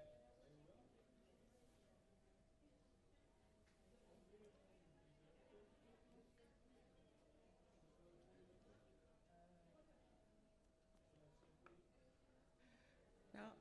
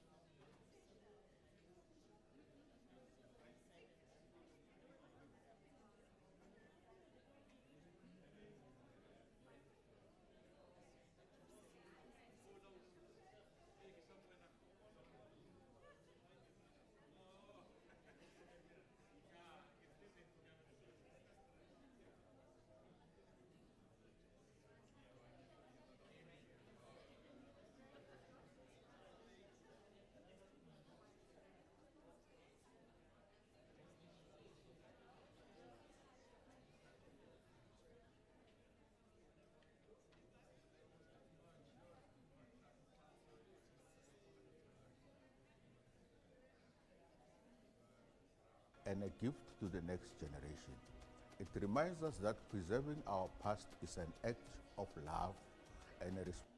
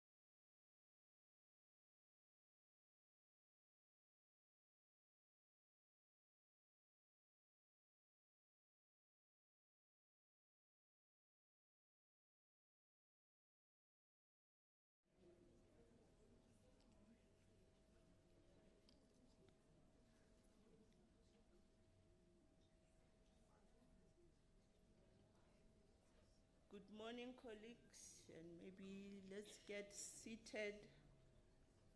Please let everyone come in.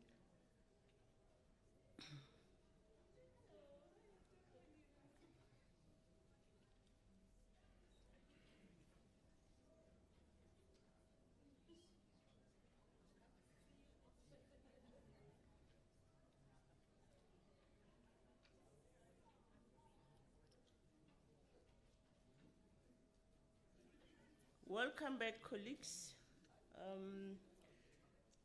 We are going to start this session, and we are moving into communities now after what Krish had with the panelists earlier. Thank you, Krish and colleagues, for that interesting panel. And we don't know what communities are going to deliver. I think they are going to climb few steps above what we had this morning, sharing real stories with communities in terms of what is happening when technology meets communities, when technology meets the needs of members of communities. Colleagues, my name is Mohanso Magwai, and I am a research director at the Human Sciences Research Council in a division called Developmental, Capable, and Ethical State. It is one of the 3 research divisions in the HSRC. And I am going to chair this session. We have a panel of 3. I'm still thinking 4 because initially we had Michael, and he bid us goodbye yesterday.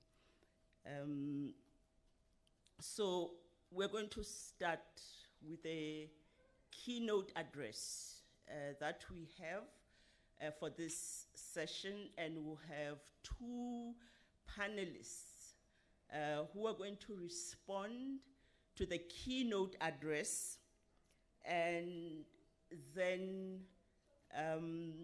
we will move to the last session, which will be a segment of this session, which will be questions from all of you from the audience. So we're going to invite our keynote speaker, Dr. Martina Jordan. Martina, please come. And Martina is a scholar scholar in South Africa. She is at the University of Pretoria, Mamelodi campus. You can see that she is a fan of that community where she comes from.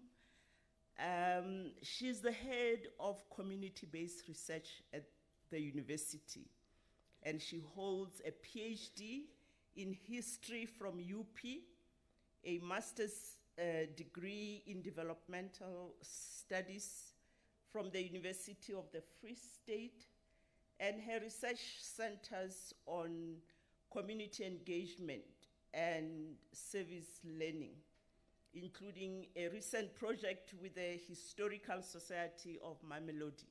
And this is where things become interesting, because the focus of her keynote address this morning is going to be on how she uses digital technology with the communities, in collaboration with communities in Mamelodi. And this is as a result of demographic changes that are taking place in this township. And one important development that is happening demographically is that the generation that experienced the history of this country pre-1994 is aging. And there is a concern that heritage will be lost. And this is where she is coming in. Thank you very much, Martina.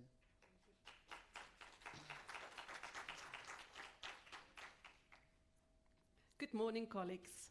I hope this will be a whole different session because I'm going to tell you what I do. So the first thing that I'm going to do is to share with you a video. So the guys said everything is fine, it's coming up. There you are.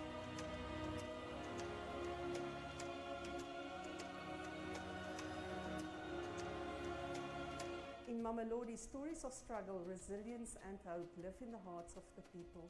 Through funding received from the Talwa network of engaged universities, the University of Pretoria Mamelodi campus partnered with the Historical Society of Mamelodi to preserve the Society-D2. Community members were trained to capture and edit their stories using a cloud-based video editing software, WeReview, creating a living archive that connects the past to the present. Members of the Historical Society of Mamelodi were also empowered to use ArcGIS story maps to record their stories. All these digital stories are shared on the website and LinkedIn profile of the Historical Society of Mamelodi. This project allowed us to record voices that might otherwise be lost. It's not just history, it's our identity, our pride, and a gift to the next generation.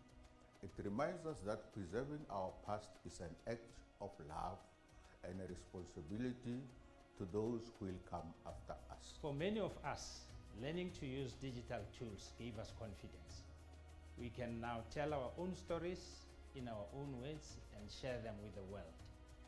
This experience opened our eyes to how technology can bridge generations and keep our heritage alive in new ways. Being part of this project made me realize how important it is to document even the smallest moments of our community's history. Each story adds a piece to the larger picture of who we are. This initiative gave us the opportunity to learn, reflect, and take pride in our roots. It has strengthened our sense of belonging and our duty to continue sharing Mamelodi's story. Engaged research like this transform both the community and the university. It brings academics and residents together to co-create knowledge that is relevant, respectful and impactful. The Mamelodi Engaged Research Project demonstrates the true power of collaboration, where stories inspire, learning is shared, and history lives on in a digital form for generations to come.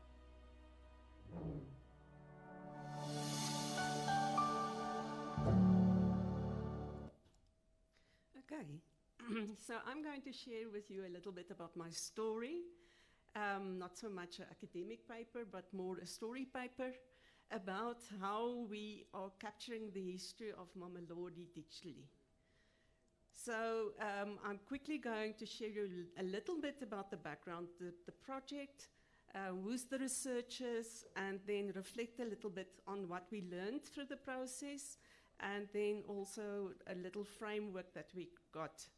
So the focus will be on the collaborative initiative between the University of Pretoria Mamelodi campus and the Historical Society of Mamelodi to digitally preserve and celebrate the local histories through community engagement, training, and storytelling. So the two role players in this program or this project is the Mamelodi campus, but also the University of Pretoria Department of History and Heritage Studies, and then the Historical Society of Mamelodi. And this is the main key players of the research team. It's myself, and on the right hand is the lecturer from the Department of History and Heritage Studies, and then the two main players from the Historical Society. It's two community members. They are both on pension. The one is Reverend Chris Nkomo, and the other one is the old principal. He used to be a principal. No, you can't do that to me. He's putting now a screenshot on top of my slideshow. Thank you. And now it's stuck. Stuck. Thank you. Okay, so if you don't know where's Mamelodi, so Mamelodi is a township east of Pretoria, about 20 minutes drive. And it's a relatively new township. So in this township, there is a satellite campus of the University of Pretoria, the Mamelodi campus. And this campus sees itself as an anchor institution within the community. Our focus is community engagement and development, economic and social enhancement, and research and innovation. The Historical Society is a relatively newly established organization, a community organization. This old men, that's mainly old men, there's a few young ones, is very passionate about the history of their community and the stories. And also the main thing is to understand the dynamics of the community. And that helped me a lot with other projects also. I'll share that with you. So just a little brief of the history of Mamelodi. So it was established in 1953 on a farm called Vlakfontein, and this Vlakfontein name changed to Mamelodi. The story is that it's melodies of, it's renamed after melodies. Lots of different stories. Reverend Chris can entertain you for half an hour about that. Luckily, he's not here today. The Group Areas Act designated Mamelodi as a blacks-only area, and then in the 1960s, people were forcefully removed to Mamelodi. So Reverend Chris was one of these young kids that was removed to Mamelodi, and he can tell you about that little houses and how he moved into the little houses. So in 2020, I met them the first time. So the first time they met me, they were very skeptic. This is an Afrikaans lady, white lady, coming in, and she wants to capture the history of, help them with the history capturing. The first thing that they wanted to do is to write a big, big book. And then luckily we had a lot of people in front of us, and I said to all this, the aim is that the community must understand more about the history of Mamelodi. And I said to the audience, and who of you read a book the last 6 months? And nobody put up their hand.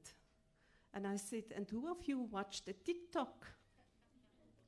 And everyone put up their hand. And I said to Reverend Chris, there's your answer. Why do you want to write a big book for the community so that they know their history? Make TikToks. So we then applied for a grant from the Taloa network, and we managed to buy a lot of video licenses where we taught the community to make their own videos.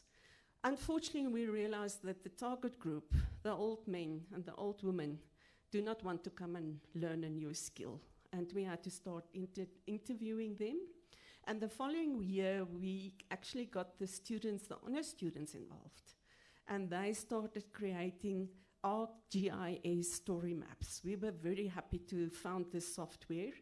And this story maps we then published on the website of the Historical Society of Mamelodi. So we are building the whole, every year, new ArcGIS story maps. The following year, we got another grant from the same Talwa network and focused on high school kids. And then also the Historical Society of Mamelodi members actually came and they wanted to learn the software themselves. And we got a master student from Merrimack College involved. The community requested desktop research, and we got the Department of Informatics lecturer to do a desktop research, and also got students involved from health sciences. They do an integrated health science community engagement module, and they got doing a lot of different things for us, like creating a brochure and so on. What is so interesting, Reverend Chris became the person in the community. If you want to have a tour through Mamelodi, ask Prof. Stanton, then you ask Reverend Chris. If you want somebody to tell you about the history of Mamelodi, Reverend Chris was this person to go. And the original program of project of WeVideo actually got little mushrooms, and Mr. Matebela found his niche and he started writing for a local newspaper, news magazine in Pretoria about the history of Mamelodi, and we attended a number of conferences together. So what did we do with all this work? We have a YouTube channel. You can hear I'm talking about we, because we are not they and me. It's a we thing. We have a YouTube channel and a website. And then the story maps are escalating and adding. We're adding new story maps. We already did 2 international webinars and attended 4 conferences together. It's just a challenge to do a conference with Reverend Chris because he's a preacher and he loses it sometimes if you put him behind a thing like this. And then he would talk a little bit more than expected. So this is really great, and we wrote some academic papers. If I reflect afterwards, and I would like to reflect on behalf of the community, and then reflect on behalf of the students, and reflect on behalf of myself and Hannes. So the Historical Society members found it very enriching to be involved in the academic environment. That was really wonderful for them. In the process, they created a lot of new networks. So the first time that we Googled them, and they were you could Google Reverend Chris, and you can find him on the internet. It was a high point in his life that anybody can Google him. And they learned a lot of new skills, not only the IT skills. Like I said, even Reverend Chris and Mr. Matebela, that's now presenting papers with me, together with me, they learned desktop research and other skills. So there was a lot of development within the members of the Historical Society. And the one idea that we had of WeVideo escalated and escalated to new things every year. The students work together with them in a group as a team member. The community member becomes a team member, and they work then together to create a WeVideo. Not a WeVideo, they do a WeVideo also, but ArcGIS story maps.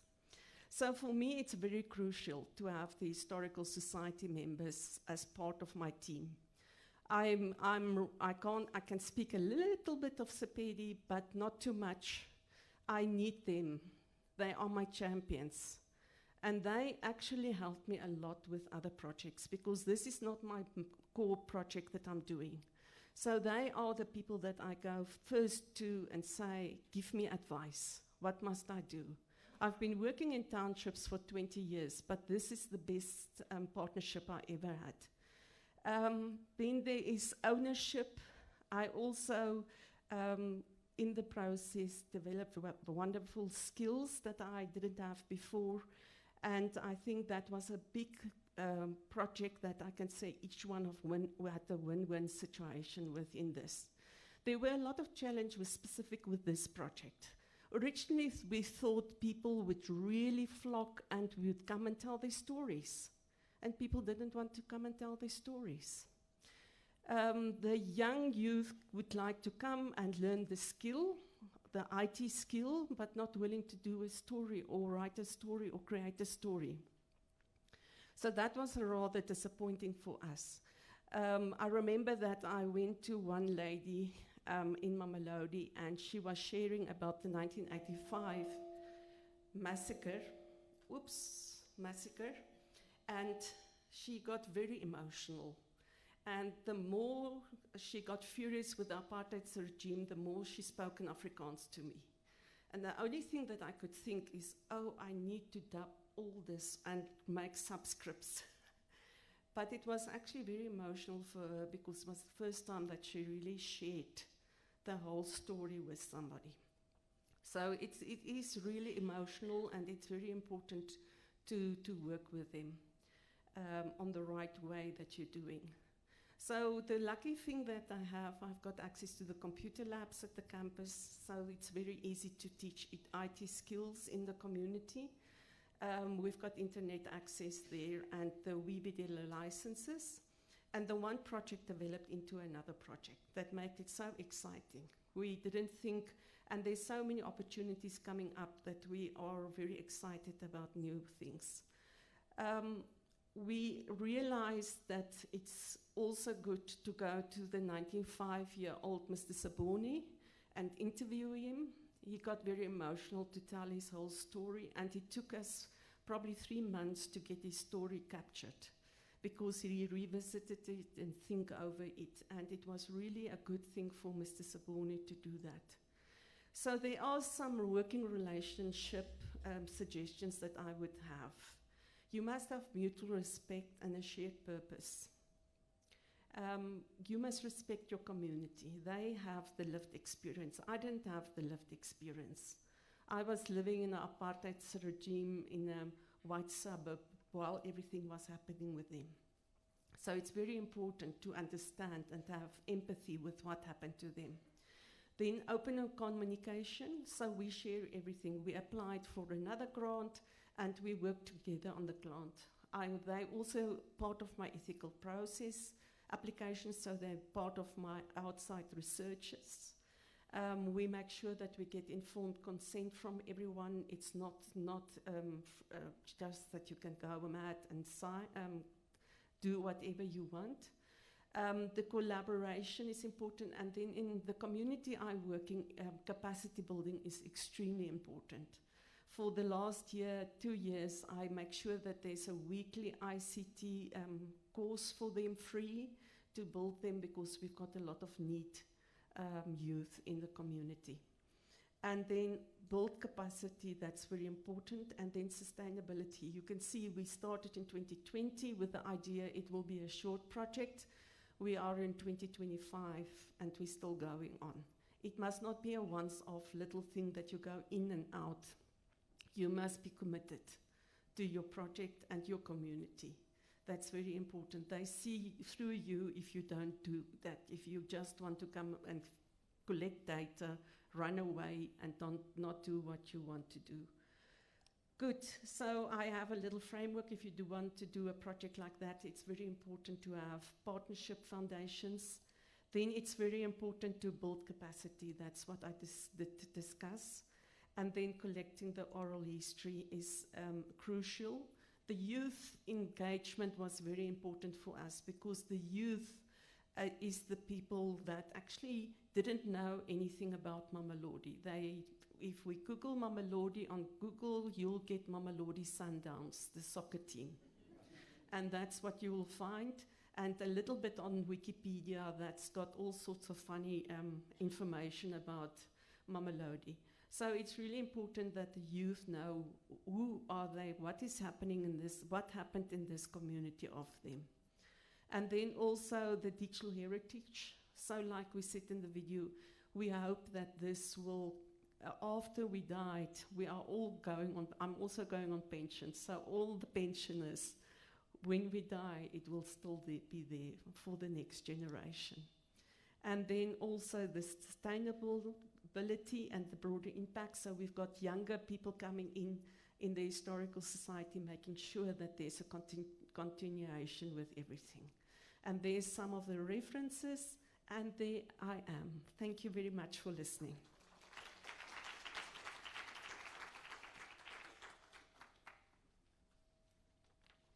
You want me to answer questions?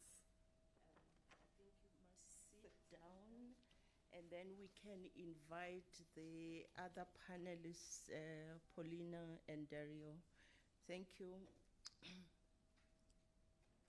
Please sit.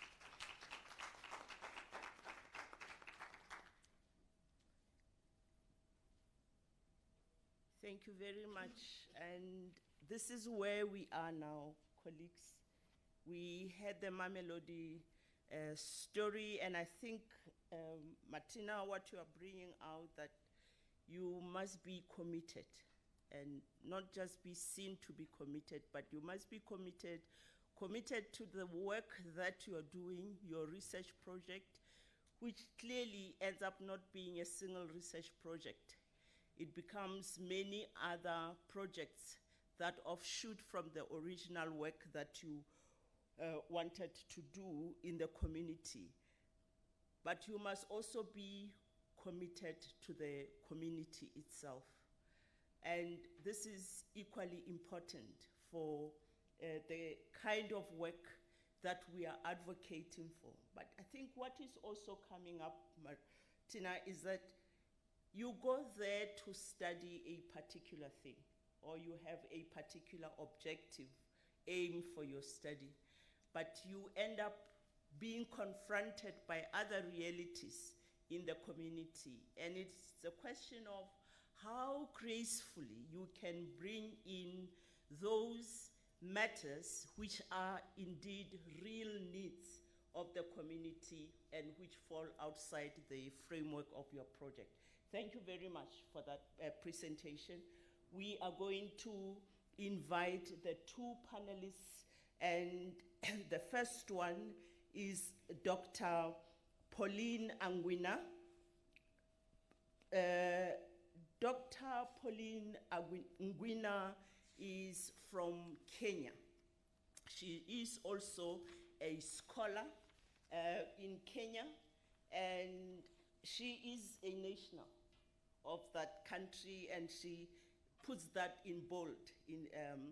And she has extensive experience as a leader in policy research and African higher education.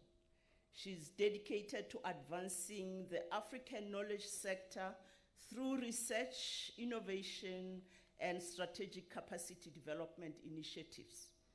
She's a seasoned scholar and practitioner, and she has a PhD in educational technology. She's a fellow of the African Science Leadership Program of the Future Africa at the University of Pretoria, which I think also has partners at the HSRC. Thank you very much. And we also have in the panel our colleague Dario, Dr. Dario Sendoya Zuluaga. He's a Colombian, and he is a sociologist from La Sapienza University in Italy. He has a master's degree in urban and regional planning, and completing his PhD in society, politics, and culture. And throughout his career, he has worked on social, cultural, and community processes in various countries across Latin America and Europe. And he has served as a macro territorial coordinator for the Truth Commission. And also he founded the community center, Casa B, in Bogota. And I think this is where his story lies, interacting with young people, and he will tell us about the modalities, the experiences, and the challenges. So, colleagues, I'm inviting you to respond to the keynote address. And I think that after that, we can spend the rest of the time on questions and responses from the audience. Thank you very much. Who wants to start? Pauline. Okay, thank you. Thank you very much. If you could put the slide for me. Yeah, I want to respond using an innovation that we use at the organization I work for, which is the Partnership for African Social and Governance Research. This is a Pan-African organization with a footprint in over 26 African countries. But we are located in Nairobi, Kenya. We operate out of Kenya. And our mandate is to generate evidence for policy action.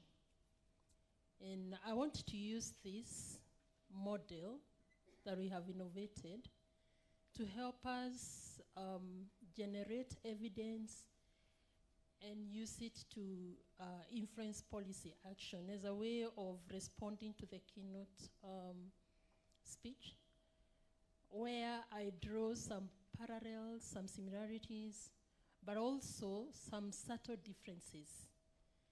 So something that came out very key in that keynote speech, the story of Mamelodi, is the community co-creation of evidence. We operate in the space of policy. So our community is slightly different. We have a community of researchers and policy actors. Policy actors is a very broad statement because we look at everyone in that spectrum. We have the civil society, the media, but also the policy makers. So we use that term policy actors to represent that broad spectrum. So this model has helped us create a community of practice that brings together the researchers and the policy actors to co-create knowledge, but also importantly, to help influence that evidence for policy action. So this is a schematic representation, and what is key here is the house. I needed to say that the model itself is called Utafiti Sera. I know there are a few Kenyans here. You would know that Utafiti Sera is a Kiswahili phrase that basically represents research and policy. So we create that community of researchers and policy actors, and we put them in a house. The house, as you can see, as we know, is a safe space. And we had, in the case of Mamelodi, there was trust building. And this trust building is not something that happens overnight. It's something that is nurtured over a period of time, and we saw that. The same case happens for us.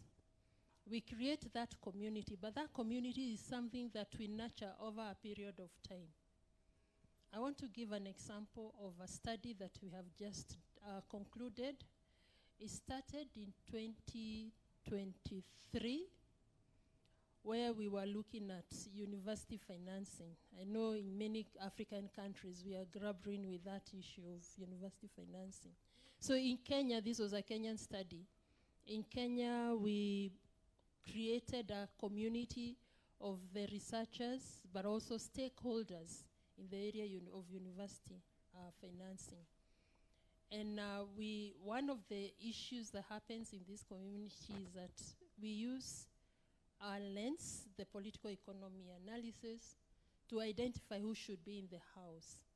So we do a stakeholder mapping using the political economy analysis tool, and we identify who is in the house. So in the case I'm talking about, we did that kind of stakeholder analysis and mapping, and we identified the implementing agencies who also happened to be the actors.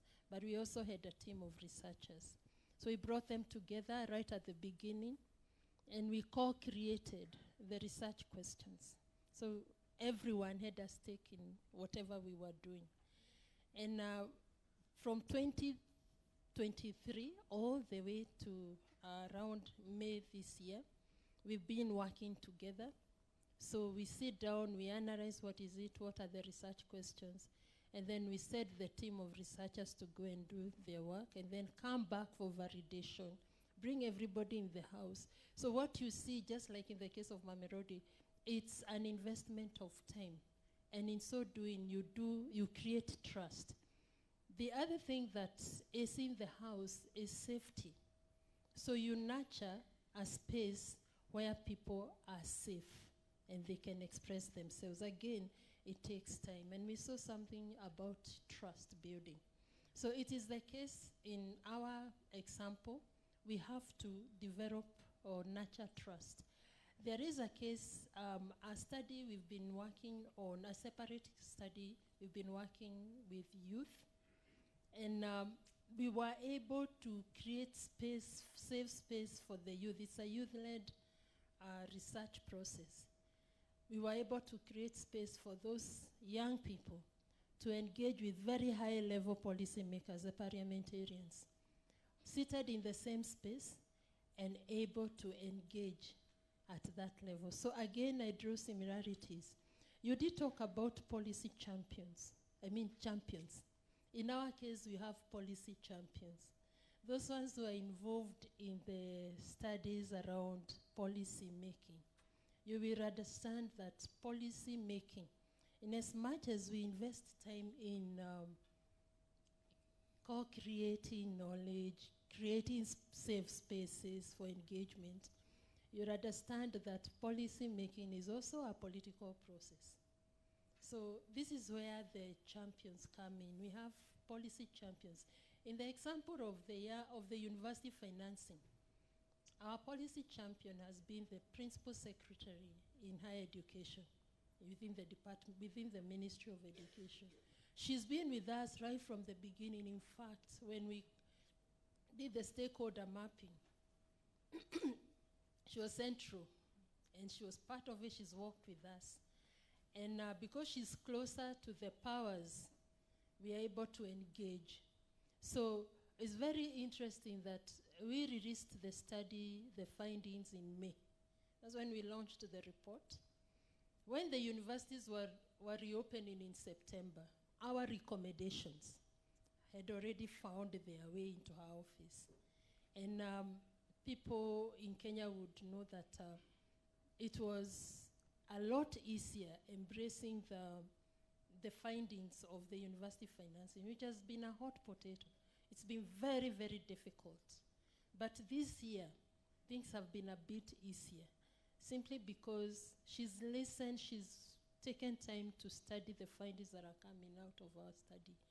But also, of course, with other studies, because policy making, again, is not, it's multifaceted. You borrow from different sources of evidence. So by having the policy champion within the space, it helps, it quickens the uptake of evidence.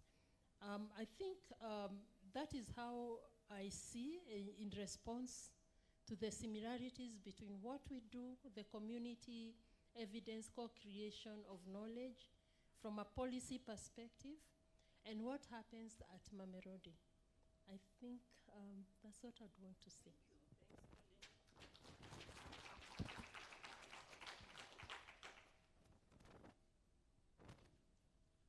Okay, good morning. Thank you very much to the organizers, to the team of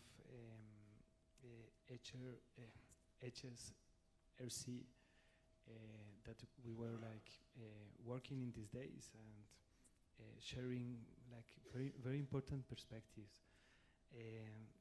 Thank you, Pauline, and thank you, Martina, for the experience. I think we have a lot of things in common to find the ways to bring, to build together hope in the territories. I would like to present you Casabe. It's also a safe place, a place for community care. And we like to call it a kitchen, because since 13 years we are cooking together a research, we are cooking together stories, we are cooking together affections. Thank you very much. I would like to present you first the structure of this house, of this community place.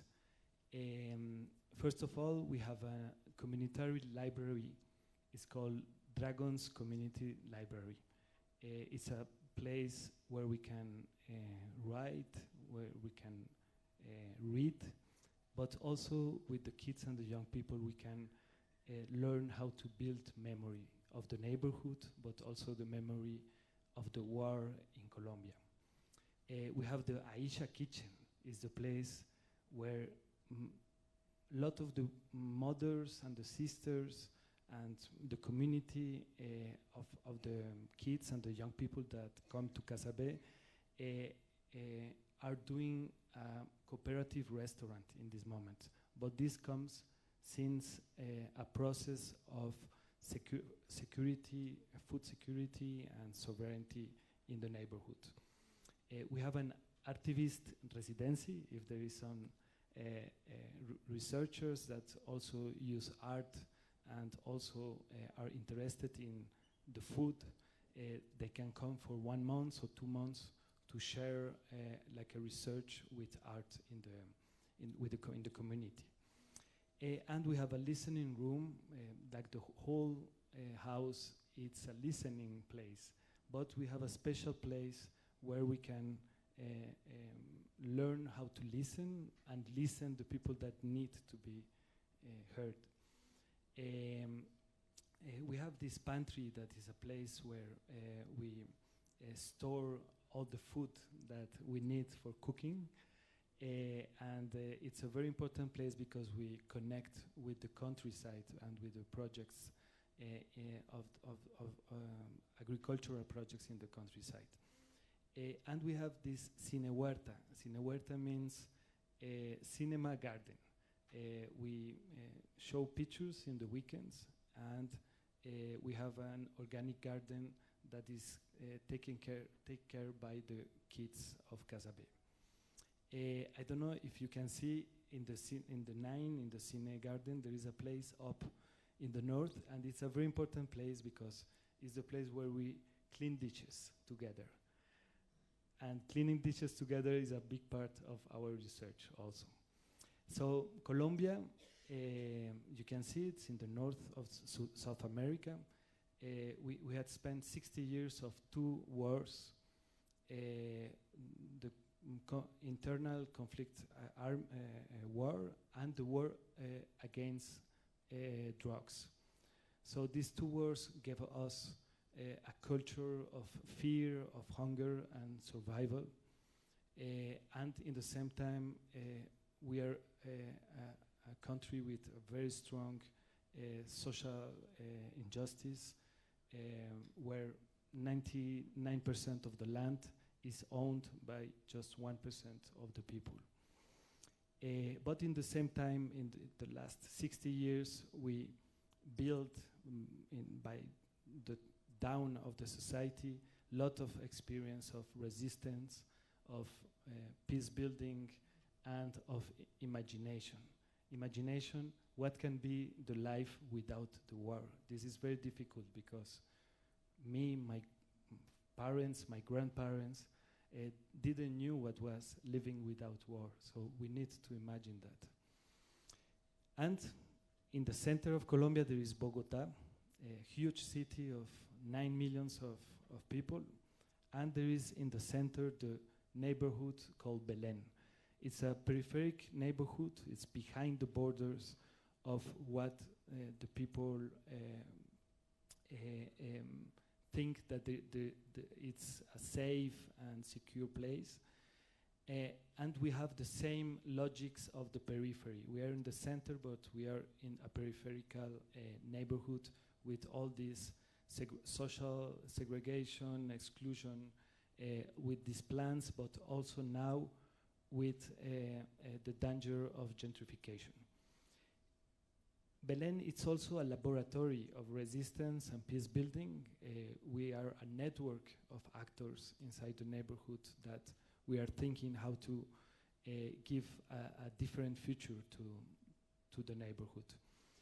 So Casabé born 13 years ago, and we started with different lines of work of education for peace, with the methodology of nonviolent communication, with solidarity economy activities, food security and sovereignty, with the cooperative restaurant, but also with communitary pots we do every weekend, social inclusion for the young people especially and women of the neighborhood, but we will see with our own way to do social inclusion, and the important part of memory building to know where we come from and where we are and where we want to go.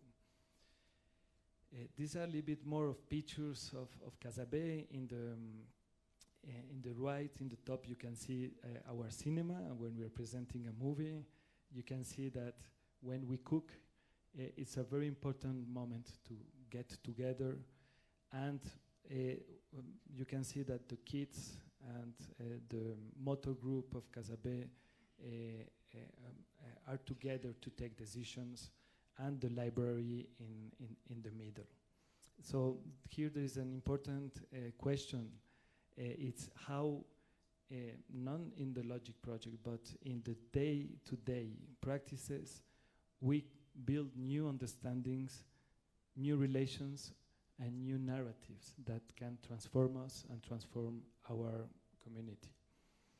So here are some other pictures. This is our communitary pot down in the left. You can see the place where we eat and the garden.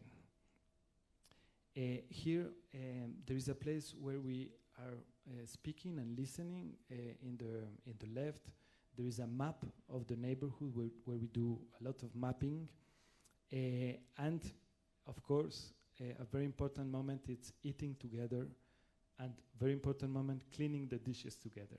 These are all moments where we can share knowledge and we can be together. So this timeline reflects a little bit of our history of building trust at the beginning with culture, with a lot of cultural, artistical activities. We start with the kids, and then the families, the parents came to Casabé and start to connect and to find solutions for the direct problems of the neighborhood. And we started to begin to build like political subjectivities. And now, in this moment, the council of the neighborhood is led by the woman of the neighborhood. This is for the first time in their life. And they have a feminist, community feminist perspective. So the care perspective is community care perspective is very important in this political thing. Of course, all the memory building was a very important part of this constructing of the political subjectivity. Where we are now, we are opening a new part of our story. And we decide that we want to learn how to know. We want to learn how to build together knowledge. What are the narratives we want to build together to transform our territory and transform ourselves? What is the alternative? And why the narratives and the stories are so important in this knowing research. So I connect a lot with what Martina said, because in the same time we do research, but in the same time we do affections and we get stronger relationships to imagine and to build the future we want. What is going to be? We would like to share this knowledge, to celebrate the transformations, but we would like also to celebrate all the failures we will have. The same way we had a lot of failures, but this is a big part of getting into a social innovation logic, because before the project logic was a logic that was getting closer and closer, like this triangle. We decide to get small projects, but these small projects, the most of the time, fail. But we are not able to say that the projects fail because the people that gave us the money don't like this kind of failure. But so everyone is lying to everyone. But in this, yeah, this is. But in this different logic, we can fail, but also we can understand why we fail and adapt, and we can also find what is working and connect better all the things and realities and initiatives that are working in the territory. So especially connected with what Martina said and the experience of Mamelodi, we are getting together to build the knowledge and to understand the narratives and to shape the narratives. And we are using this digital tool called K-Tool, like culture. K-Tool, and I don't know, we can see it very well, but we are building profiles that each profile is a narrative pattern of what is happening in the neighborhood. A lot of these patterns don't allow us to transform us. So this is very important because we can see, like in the map of agents, actors, projects, and initiatives of the neighborhood, which narratives are in which relations. And this is the way that we can build like solutions, prototypes, projects, pilots that can give us the opportunity to cut these narratives that don't allow us to change, and give strength to the narratives that allows to give us the possibility to do a real collaborative governance and changing in the territory. Sorry, I take a little bit too much of time, but I just would like to say one thing. In this cognitive actor part, I wrote HSRC and UCT because we are starting now a project with the H. Sorry, it's very difficult to say HSRC and the University of Cape Town, where we are going to start to share the stories between the groups of young people of the neighborhoods, and we are going to do an action research process, and we are building in this moment the tools of sharing, the tools of researching together. And I liked very much the team you made, because in the same way we are doing an international team, that we are all in the same levels to putting together like the possibility to share knowledge and to build a new way of thinking and understanding. So this is a very beautiful perspective of sharing between Colombia and South Africa, and I hope that we will see us very soon. Thank you very much.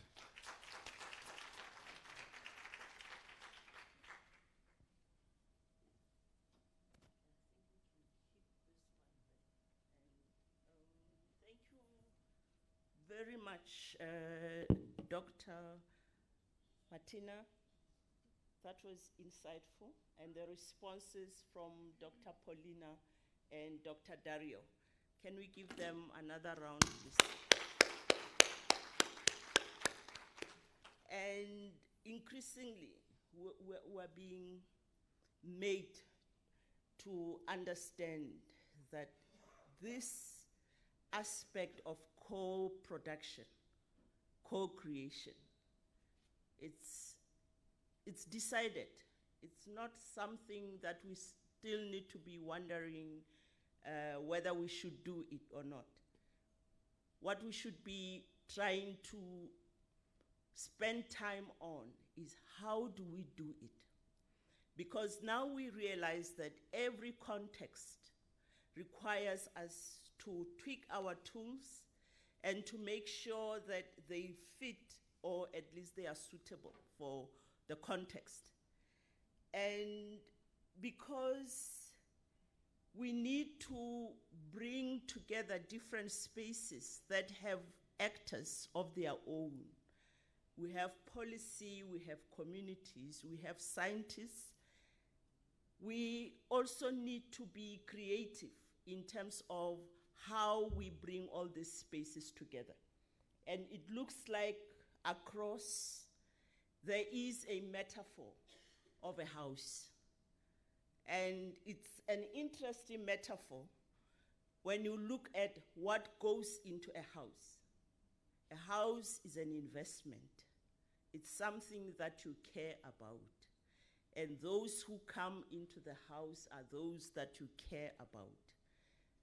We know they are intruders, but we are not talking about those intruders. We are talking about people who come because they are invited, or because they informed you, the owner of the house, that they will be visiting. Those are your guests. But sometimes we all have to be guests at the same level and converse among ourselves in that capacity. And that is coming clear from all the presentations. And why is it important? The issue of trust. We've been talking about trust since yesterday, that it is an important element of relationships that we build, because it helps us to bridge those actors that we find in different spaces, bridge their actions, bridge their aspirations. And in the process, we are able to realize some change. I've been tasked to stand here, and I will not have completed my task if I don't ask the three panelists, what changed in these processes that you engaged in? What changed? What was difficult to change? What were the challenges? And what were the barriers? And were there any enablers? And where did the enablers come from? What were the sources of those enablers? Let me start. So the most difficult one was in the beginning, being me, a white person, and trying to get into a black community. I think that was the most difficult thing. And after the first time that they spoke to me in Afrikaans, I always say that's my first clue that I'm accepted, is when my community speak to me in Afrikaans, then I know there's no barriers anymore. Because the older generation can all speak Afrikaans if they want to. So that was the most difficult thing for me to overcome, I think. And then, of course, we always have problems with funding. So I think that is always a challenge. I don't know why nobody call it by the name, because that's always one of the biggest problems that we have is funding. And if you overcome that barrier, then it's just you can go ahead and be as creative as you want. I think that is what is the last one that I missed? Okay, then I can pass the. Okay. Barriers. Having the right people in the house. If you don't have the right people in the house, you talked about intruders.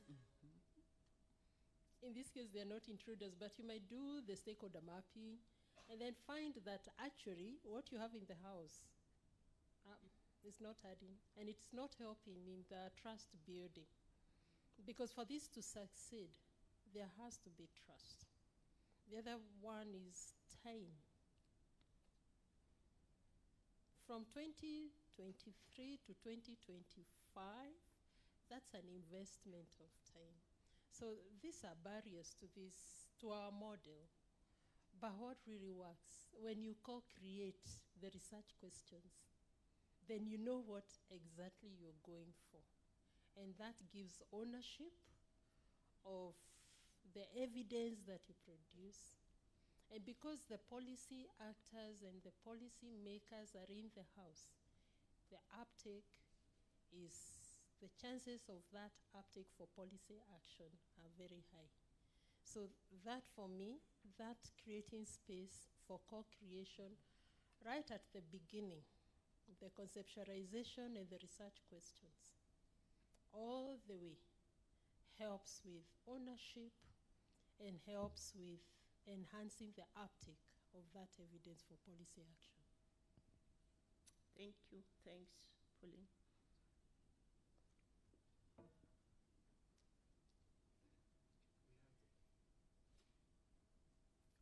We also had to struggle a lot with funding. Always, it's so difficult to spend maybe 60–70% of the energy in looking for money to build that alternative. So somehow it feels very hard that we spend sometimes more energy to get the money than to doing things for the changing of the reality. But this is changing, and we are like having more and more the possibility not to be objects of objects of the intervention, but to be aliados, to be partners of the changing. And this is for us in this moment of our story something very, very important. So sometimes we feel like there is a they and a we. And sometimes we feel that we are we and they are they in the community. So how to build a big we also with the institutions and the different economical, cultural, social actors that are important for the changing of our reality. So this is an important challenge. I think with these 13 years of work, I'm sure that I changed. This is for sure, that this process of day-to-day listening to understand how to do it, to understand that there is a possibility to give, but also to receive, that there is a possibility to live in the reciprocity relation system, not into the individualistic system. It's something very important for the growing. But the good thing of Casabe is that we are starting. This is the first 13 years of exploration. Now we want to understand for the next 13 years, and we are giving us the possibility to give these long time terms that is the way to see and to imagine the real changes. Okay. Thank you. Thank you very much. The remaining 30 minutes to the community. I'm going to try to balance things. I know I know I might be biased in some ways, but I'll try to be fair. And because I'm fair, I'm not going to start this side. I'm going to start there. 1, 2, 3. We'll stop there, then we'll come back. Thank you very much. Thank you, Chair. It's Di Hornby from Rhodes University. I have a question for both Martina and the panelists. Martina, you alluded to 2 elements that really interested me that emerged in your engaged research process. The one was around the emergence of local leadership, and you spoke how Rev Chris, it sort of repositioned him in the community in which he lives and works. And the other one was the element of healing. And I wondered if you and the panelists would just like to give us a little bit more on those 2 elements of that can emerge in an engaged research process. Thank you. I'll talk. Can I talk? Yeah, you can talk. Otherwise, my short-term memory will not remember the next question. So I think it was wonderful. Reverend Chris is already a very prominent person in the community, but the connection with the Historical Society and the work that we've done gave him more prominence within the community, and he became more respectful. So I think that is what we must not forget if we work in a community and we do any project. That I'm coming from the University of Pretoria. He's now linked with the University of Pretoria. That's got good reputation within that specific community. And I think that is what you must not forget, that you do that you are that you are coming with a specific background with you. The thing with healing is very important. I'm very happy that Reverend Chris is part of this whole project, because he would go with me and Mr. Matibela to the sessions if we have a very difficult interview with people. And he will then afterwards talk to them. And I think it's very important because most of this generation actually never verbalized their emotions and their experiences on a camera. They probably talk to each other about it, but no, never on the camera. On the previous conference I attended, and they said I must actually get a psychologist with me. And I said, oh, that is very true, I need to do that. But I think there is healing when they do verbalize it, and they at least talk about it. Is that answer your question, Di? Okay. Thank you. I want to look at it slightly different. Creating the space for engagement moves us away from the traditional, the researched, to giving the researched voice and agency. And the example I gave for the young people, by bringing them to that space, they are not just research. The project was about young people, giving them understanding their resilience and aspirations in youth, in employment creation.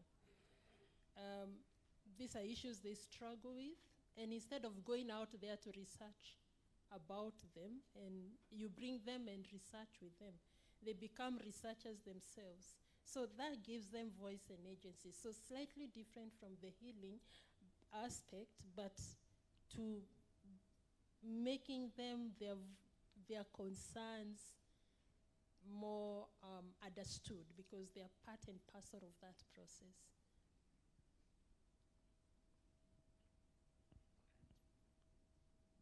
Like the healing is a very important part of all the equation, because the people that start to come to Casabe start to feel that with being together and to have the opportunity to speak, started to heal a lot of things, of violences that were in the bodies and in the stories of the people. And now a lot of these people wants to give to the other people the opportunity to heal also. So they're starting to activate a lot of practices and activities that gave to the other people of the community the opportunity to heal. So there is something, a very big solidarity energy in this. Yes. Thank you. Thank you very much. Thank you for your presentations. And I don't have a question or a comment. Perhaps it's more of a reflection. Please introduce yourself. Okay, my name is Dr. Buhle Zuma, and I used to work for the HSRC, so I speak in that capacity. I'm a friend of the HSRC, put it that way. And so, and incidentally, why I'm raising this reflection is because in part of my time here, I happen to have done some of the seed work, if you want to call it that, around the impact that agenda that we have, going back to 2019 when we were grappling about what is impact with. So I did some of the literature review around then, went on to develop some of the key tools and guidelines that we have, and of course the impact strategy. So it's from that background that I want to make this reflection, but also with some of the sticking points that I perceived at the time when I was here, that I thought this is where I think the HSRC seems to be struggling in making this transition that we are embracing around impact. So what I like about what you all said, and what I see as a common theme, of course, is this relational approach or model to impact. It's very clear. Our very own model is a relational model, and we are aware of that. I wrote it that way. But the problem is this, and maybe this is where you can give us some thoughts around your experiences, I think. And here I must say that here I'm speaking historically. When I left, this is where things were. Things may have moved on in the past 2 years. So I speak under correction, and I do not mean to offend anyone. So it seems to me that the relational approach is probably the best pathway to impact for the reasons that have been articulated, because it has, with the stakeholder mapping and analysis, it has everybody who has a vested interest in the research. And what drives impact is, of course, ultimately the use, the utility of the research itself. So if those people are in the room from the start, it makes things easier. Everyone is involved, or rather invested in using the research. That's a very clear thing. However, I think where we have a bit of a challenge is not maybe accepting that, but I think, at least in my view, is that with the way in which we have been doing research at the HSRC, particularly with the two things that you've mentioned, the time, there's always a time factor that you need, right, to build these relationships, but also there's a finance factor to it that you need to invest in building these relationships and a myriad of other things. But the way that we seem to do research still is bound in, let's say, our older model of time frames and everything needing to be done in the ways in which they have been done, but also the lack of the very finances that we need to pour into this. But one other thing, in addition to that, would be what I've always perceived, that in making this request that let us embrace impact in the ways that we want to make the statement that we want to embrace it, it therefore also calls upon researchers to be different kinds of beings, in the sense that they need to be more knowledge brokers. And this is a term that did some rounds in the HSRC, because you're not just doing research, you're now also doing stakeholder engagement. You're now doing various other things. You're doing knowledge translation, or at least working with people who would translate your knowledge into various modalities. But are we making room within the HSRC ways of being and doing for all these things? And if we're not, how can we then begin to make those move towards that, so that we can think of impact not as a add-on, but as the engine of how we actually do things? And I say, again, I'm not saying that we're not doing any of these things. I think we're doing them to varying degrees. But if we really want to center impact in the ways in which we say we are, how then do we begin to change institutionally some of the levers that would allow us to do some of these things as a modus operandi, as this is how we do things, not as an exception? Thank you. Thanks, Buhle. Thank you very much. And Dr. Mzi is here sitting, listening to what you're saying. She will lead us. The next hand is Shireen at the corner there. Shireen. Thank you. Thank you very much, Shireen Mutala from HSRC. Thank you for some really insightful presentations and a lot of lessons learned. My question is, community dynamics are always affected by political and kinds of tensions in communities. And in some of the work that I've done in the land sector, in the land area, those have broken and have fractured such important community initiatives. I want to know if your projects addressed, how did you confront that? How did you deal with that? What was the strengths and supports that were given to community members? And not just political leaders, but just local leadership that is threatened by these kinds of initiatives. Thank you. Thanks, Shireen. Shireen sitting at the back there. So can we get response? Butle, my understanding is it was a comment, reflection, and maybe food for thought for Dr. Mzi, who is here.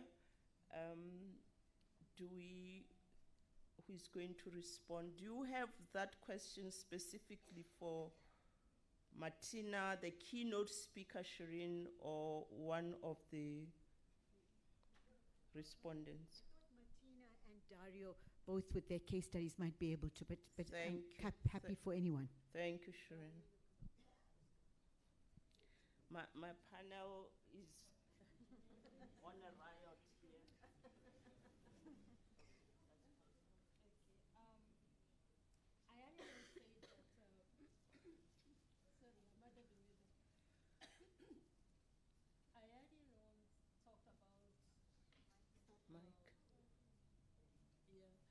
About policy making being a political process. And this is where the politics come in. So yes, you'll co-generate knowledge, but getting it to the policy space is not a given. And this is where you then now need to stretch out and go to the policy champions who will then facilitate that process. But also, the dynamics in the house can also get political. And the success of that is how you manage the process. So one of the things that we've heard is that we've invested in very good facilitators of what happens in the dialogues within the house.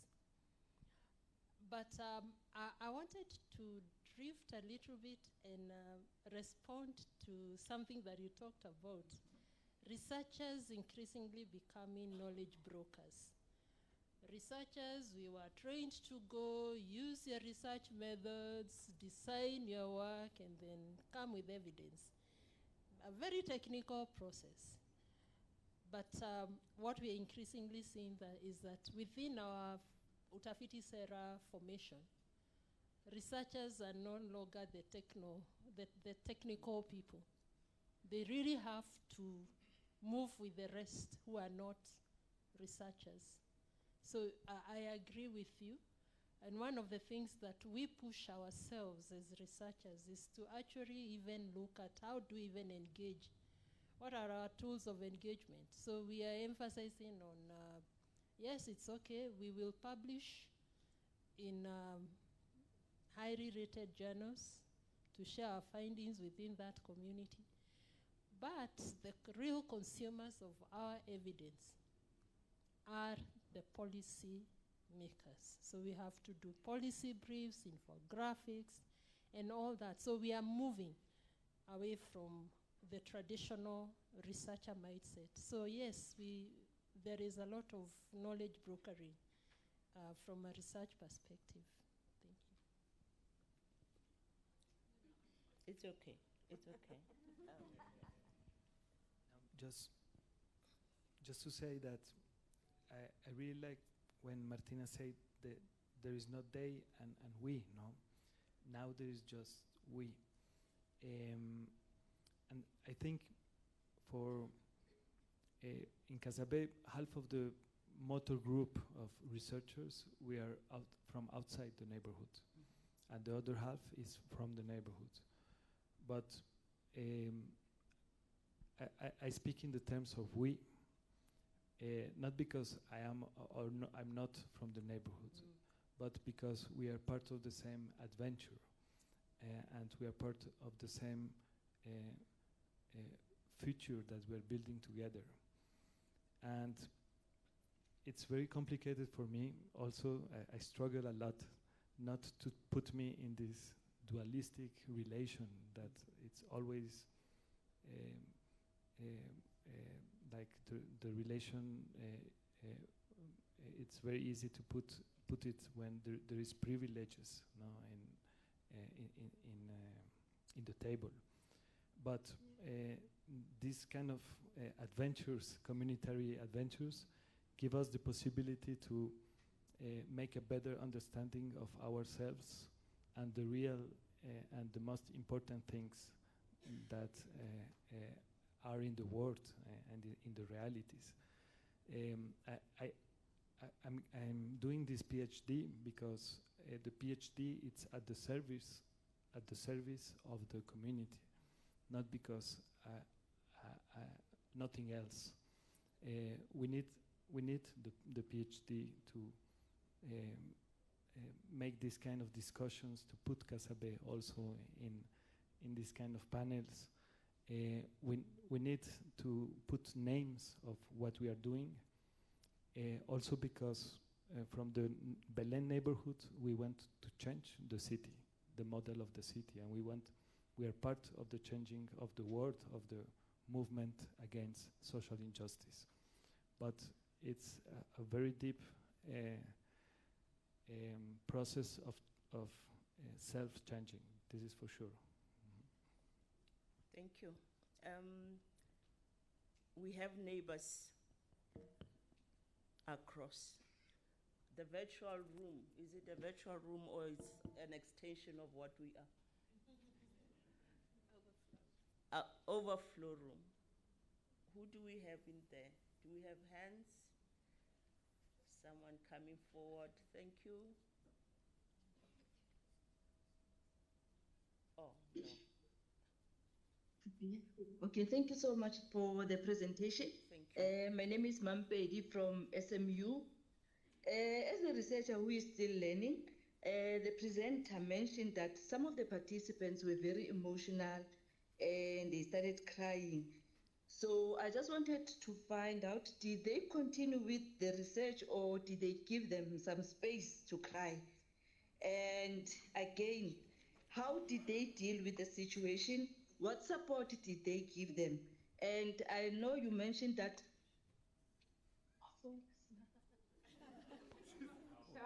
Oh, okay. I lost my track. And you mentioned that Ndate Chris is a reverend.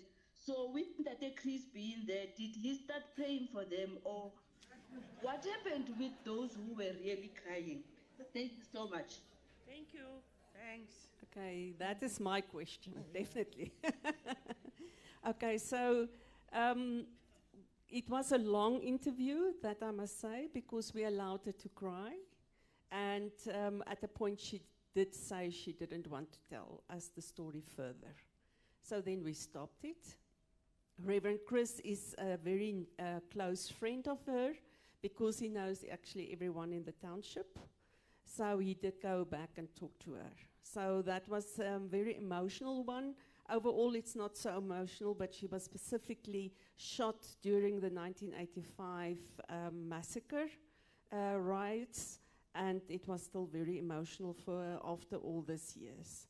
So he did go back to her, and we also asked her permission for what could we actually upload on the YouTube channel and what not.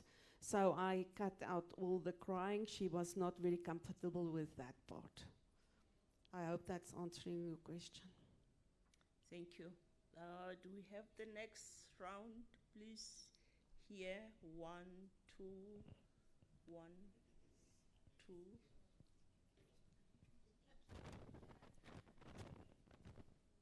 Three.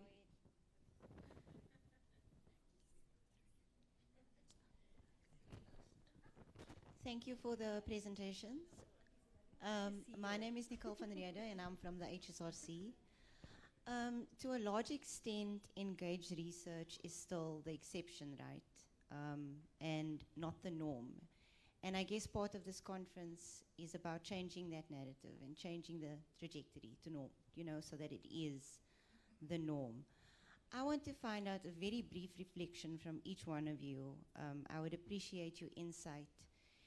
At what point in your journey, and you can reflect on the project that you presented on or beyond it, at what point did you realize that the traditional ways of creating research was not going to work and you needed to adopt a co-creative, engaged approach?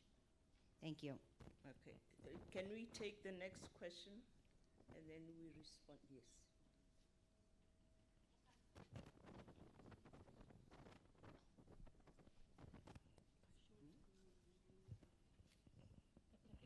Okay, thank you. My name is Dr. Thomas Otieno Juma, University of Kabianga, Kenya.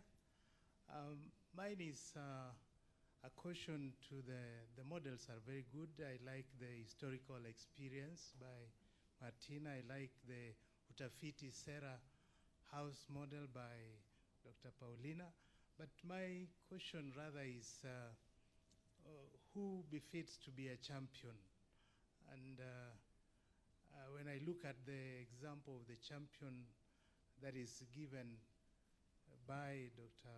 Pauline, is talking about the permanent principal secretary, then I find that that is very volatile and very unstable in a policy space because we know the changes that come with such kind of actors, especially when we look at the personalities. But rather, we may consider the structural framework, especially for government actors, and that can be stable as a champion. But for non-state actors, then we find they are so much institutionalized, not full of changes from time to time. So that is my comment. Thank you. Thank you. And maybe for the benefit of some of us, a principal secretary is equivalent to the DG in South Africa. Then we had, yes. Hi, Chair, thank you. Quick intervention from me, for all the panelists, but I think especially for Martina. I want to interrogate the notion of embeddedness in engaged research, right? Do you think, Martina, your project would have been as meaningful or as successful if UP didn't have that satellite campus physically in Mamelodi? I want to interrogate this notion of sort of challenge, rather, arm's length engaged research. I appreciate your reflections on your positionality. I think that's important. But not that I'm saying we have to be like 30s anthropologists who go and move to remote villages to understand an issue or problem or community, but I want you to reflect and talk about presence in the community and how that lends itself to the process, but also the challenges that brings, right? Because we know there could be issues of dependence, issues of expectation, and so on from being physically in the community. So talk a little bit about that. And then the second question is about the challenges you highlighted in your presentation concerning the young people and their sort of hesitance or downright refusal to tell their stories. I hope you interrogated that because it might have something to do with what they were being asked to do, how they were being asked to do it, and where these stories were going to go. So a little reflection on why they were so resistant to telling their stories, asking selfishly, as our team is about to embark on 100 digital stories across 5 countries. So I need best practices from you. Can I answer? Otherwise, my short-term memory will not remember. It's disappearing already. Let's rescue that. Okay. Okay, let's start when I'm going to answer the question with regard to, at UP, we must push out a lot of research. So I'm still doing the questionnaire thing and all those ordinary research, but engaged research takes time, commitment, and that is a special special. I think always is much nearer to my heart because I work later on very intensively with the community. Whereas my master student now did a survey with 600 people and wara wara and quickly wrote up his research. So that is not the same impact for that student as when we are really involved. So I think that is that's what I can say. So I'm still jumping from one to the other one. So I'm not telling you I'm not committed absolutely to this one. I still need to push out more research outputs. Then I used to work at the Hatfield campus for 20 years, where I did community work from the Hatfield campus into the township. At that stage, I thought it was relatively easy, and then I was moved to Mamelodi a few years ago, and immediately it was another cup of tea. It was much easier to be within the community. I do agree with you, there's a lot of expectations. It's the white lady coming in, and she's going to what, I don't know what it is, but it was, there is expectations from them, from the community for more outputs from my side, but it's much easier to work within the community. I do agree with you, the youth, I've got a little bit of a challenge with the youth. They are very into getting skills to ensure that they can get a job. And I think that was the challenge with this project. For them, it was not to learn to record a story.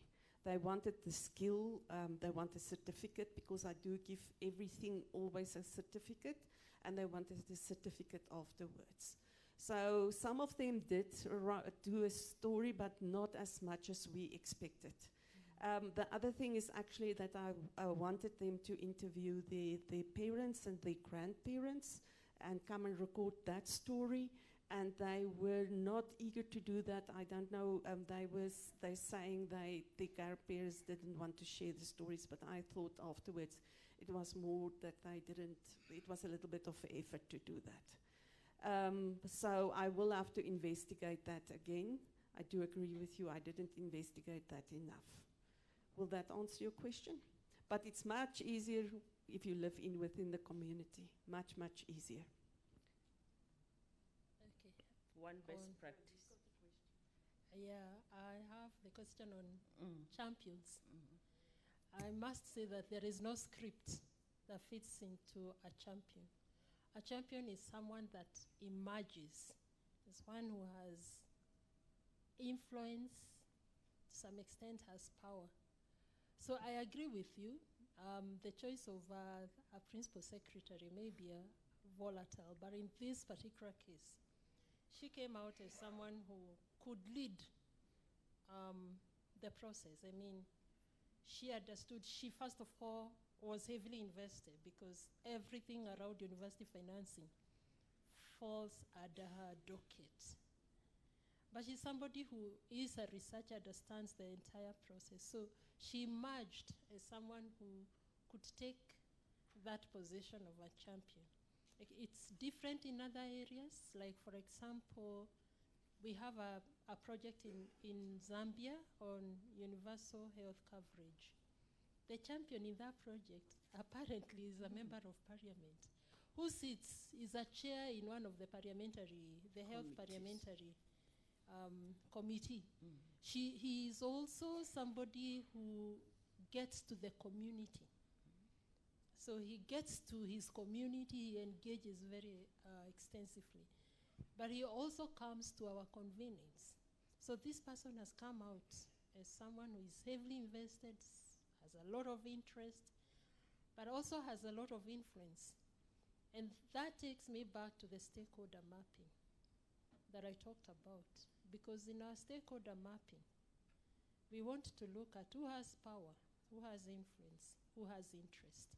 And that is where you get the champions. I think there was a question around at what stage did we decide about being an engaged researcher? I think it was way back in around 2015. We kept asking ourselves, why is it that we are doing research and it's not finding its way to where it's supposed to be in the policy space? we struggled with that idea. We are doing research, quality research, but it's not finding its way. Yet that is what we were created to, influence policy space. So we started conceptualizing what the schematic diagram I showed was not like that. This is a little bit refined schema. So we started thinking about it. We started experimenting on how can we bring the community, and we hacked it. So yes, it gets to a stage where you say that you can no longer be the traditional researcher. If you're researching for a particular community, you need to bring that community on board, and it has worked. We've influenced some of the policies in some countries. Like, for example, we have influenced social protection bill. Yeah, because we've been part of that house, and we have co-created the evidence, and it has found its way to that level. Thank you. Thank you. Last three hands. 1, 2. I'm looking for the third hand. 1, 2. Dr. Mpumi here. I'd give it up, Chair. I'll start with Charles. Those are the last three hands. 1, 2, 3. Thank you for recognizing me.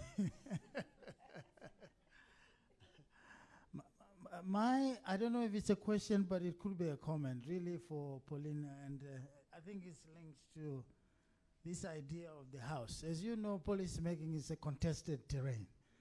What I'm particularly interested in, you said you do the stakeholder mapping of who has power, who has, which I totally agree with.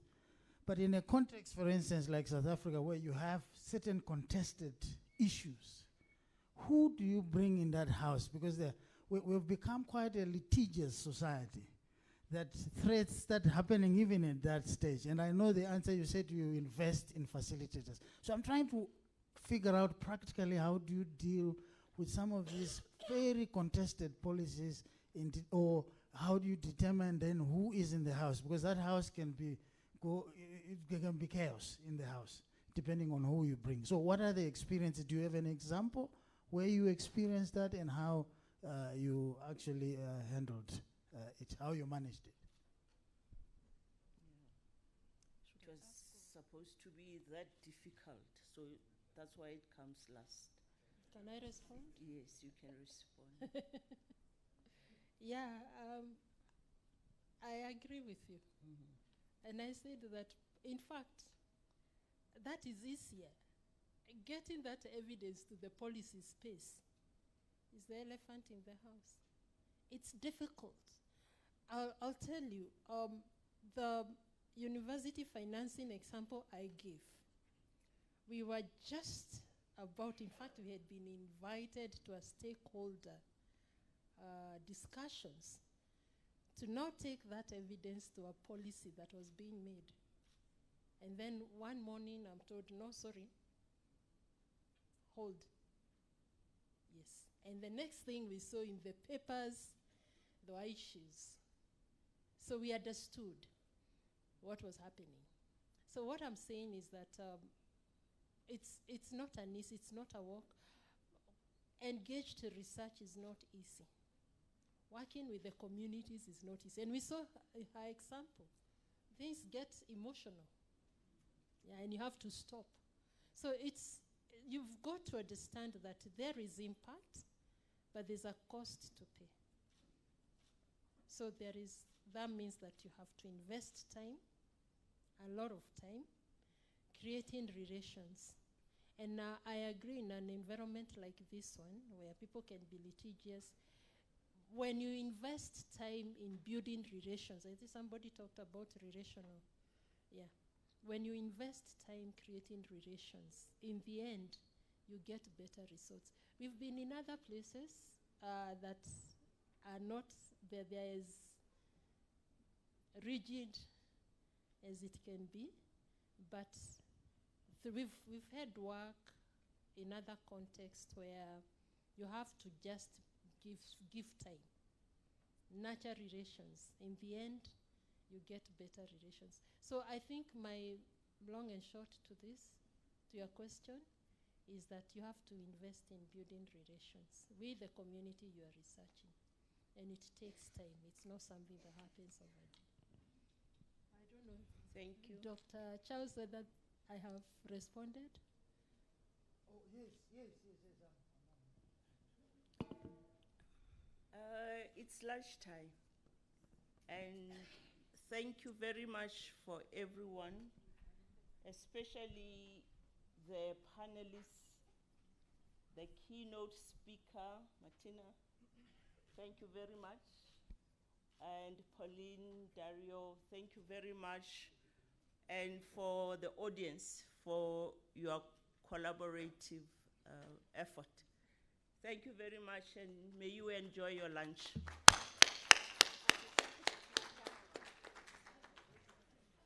Thank you very much, Dr. Makwai. And as we move to lunch, colleagues, my name is Mzi Nduna, as in yesterday. Some things have not changed, but there is something that has changed. This afternoon, we're going to have more sessions than yesterday's. Yesterday, we had 3 breakaway sessions. I would like to invite you to check your program and see that this afternoon we have a wider choice. So please, it is now 12:36. We enjoyed the conversation, went on with questions. We're supposed to break at 12:30.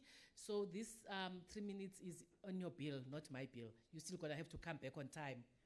I'll be there in the dining hall to help you come back on time. Please check the breakaway session of your interest, and straight from there you go to your breakaway session. The facilitators in those sessions, please start on time, finish exactly at tea time to allow people to have tea at 3:30. And after that, we'll also again remind people to go back to breakaway sessions of their interest until 6 p.m. At which point we're going to break and we'll have a free evening. I'm saying this because we'll not come together in this venue again today. We'll meet again in this venue tomorrow. And people in the breakaway room, please remember, the earliest birds always catch the fattest worm. So if you want to be in the main room tomorrow, there's a lot of exciting things happening in this main room tomorrow morning. You've seen the program. So you all want to be in this venue tomorrow morning. So I will see you in the breakaway rooms between after lunch, 1:30 to 3:30. We'll then have tea. I'll see you back in the breakaway rooms at 4 until 6 p.m. Thank you very much.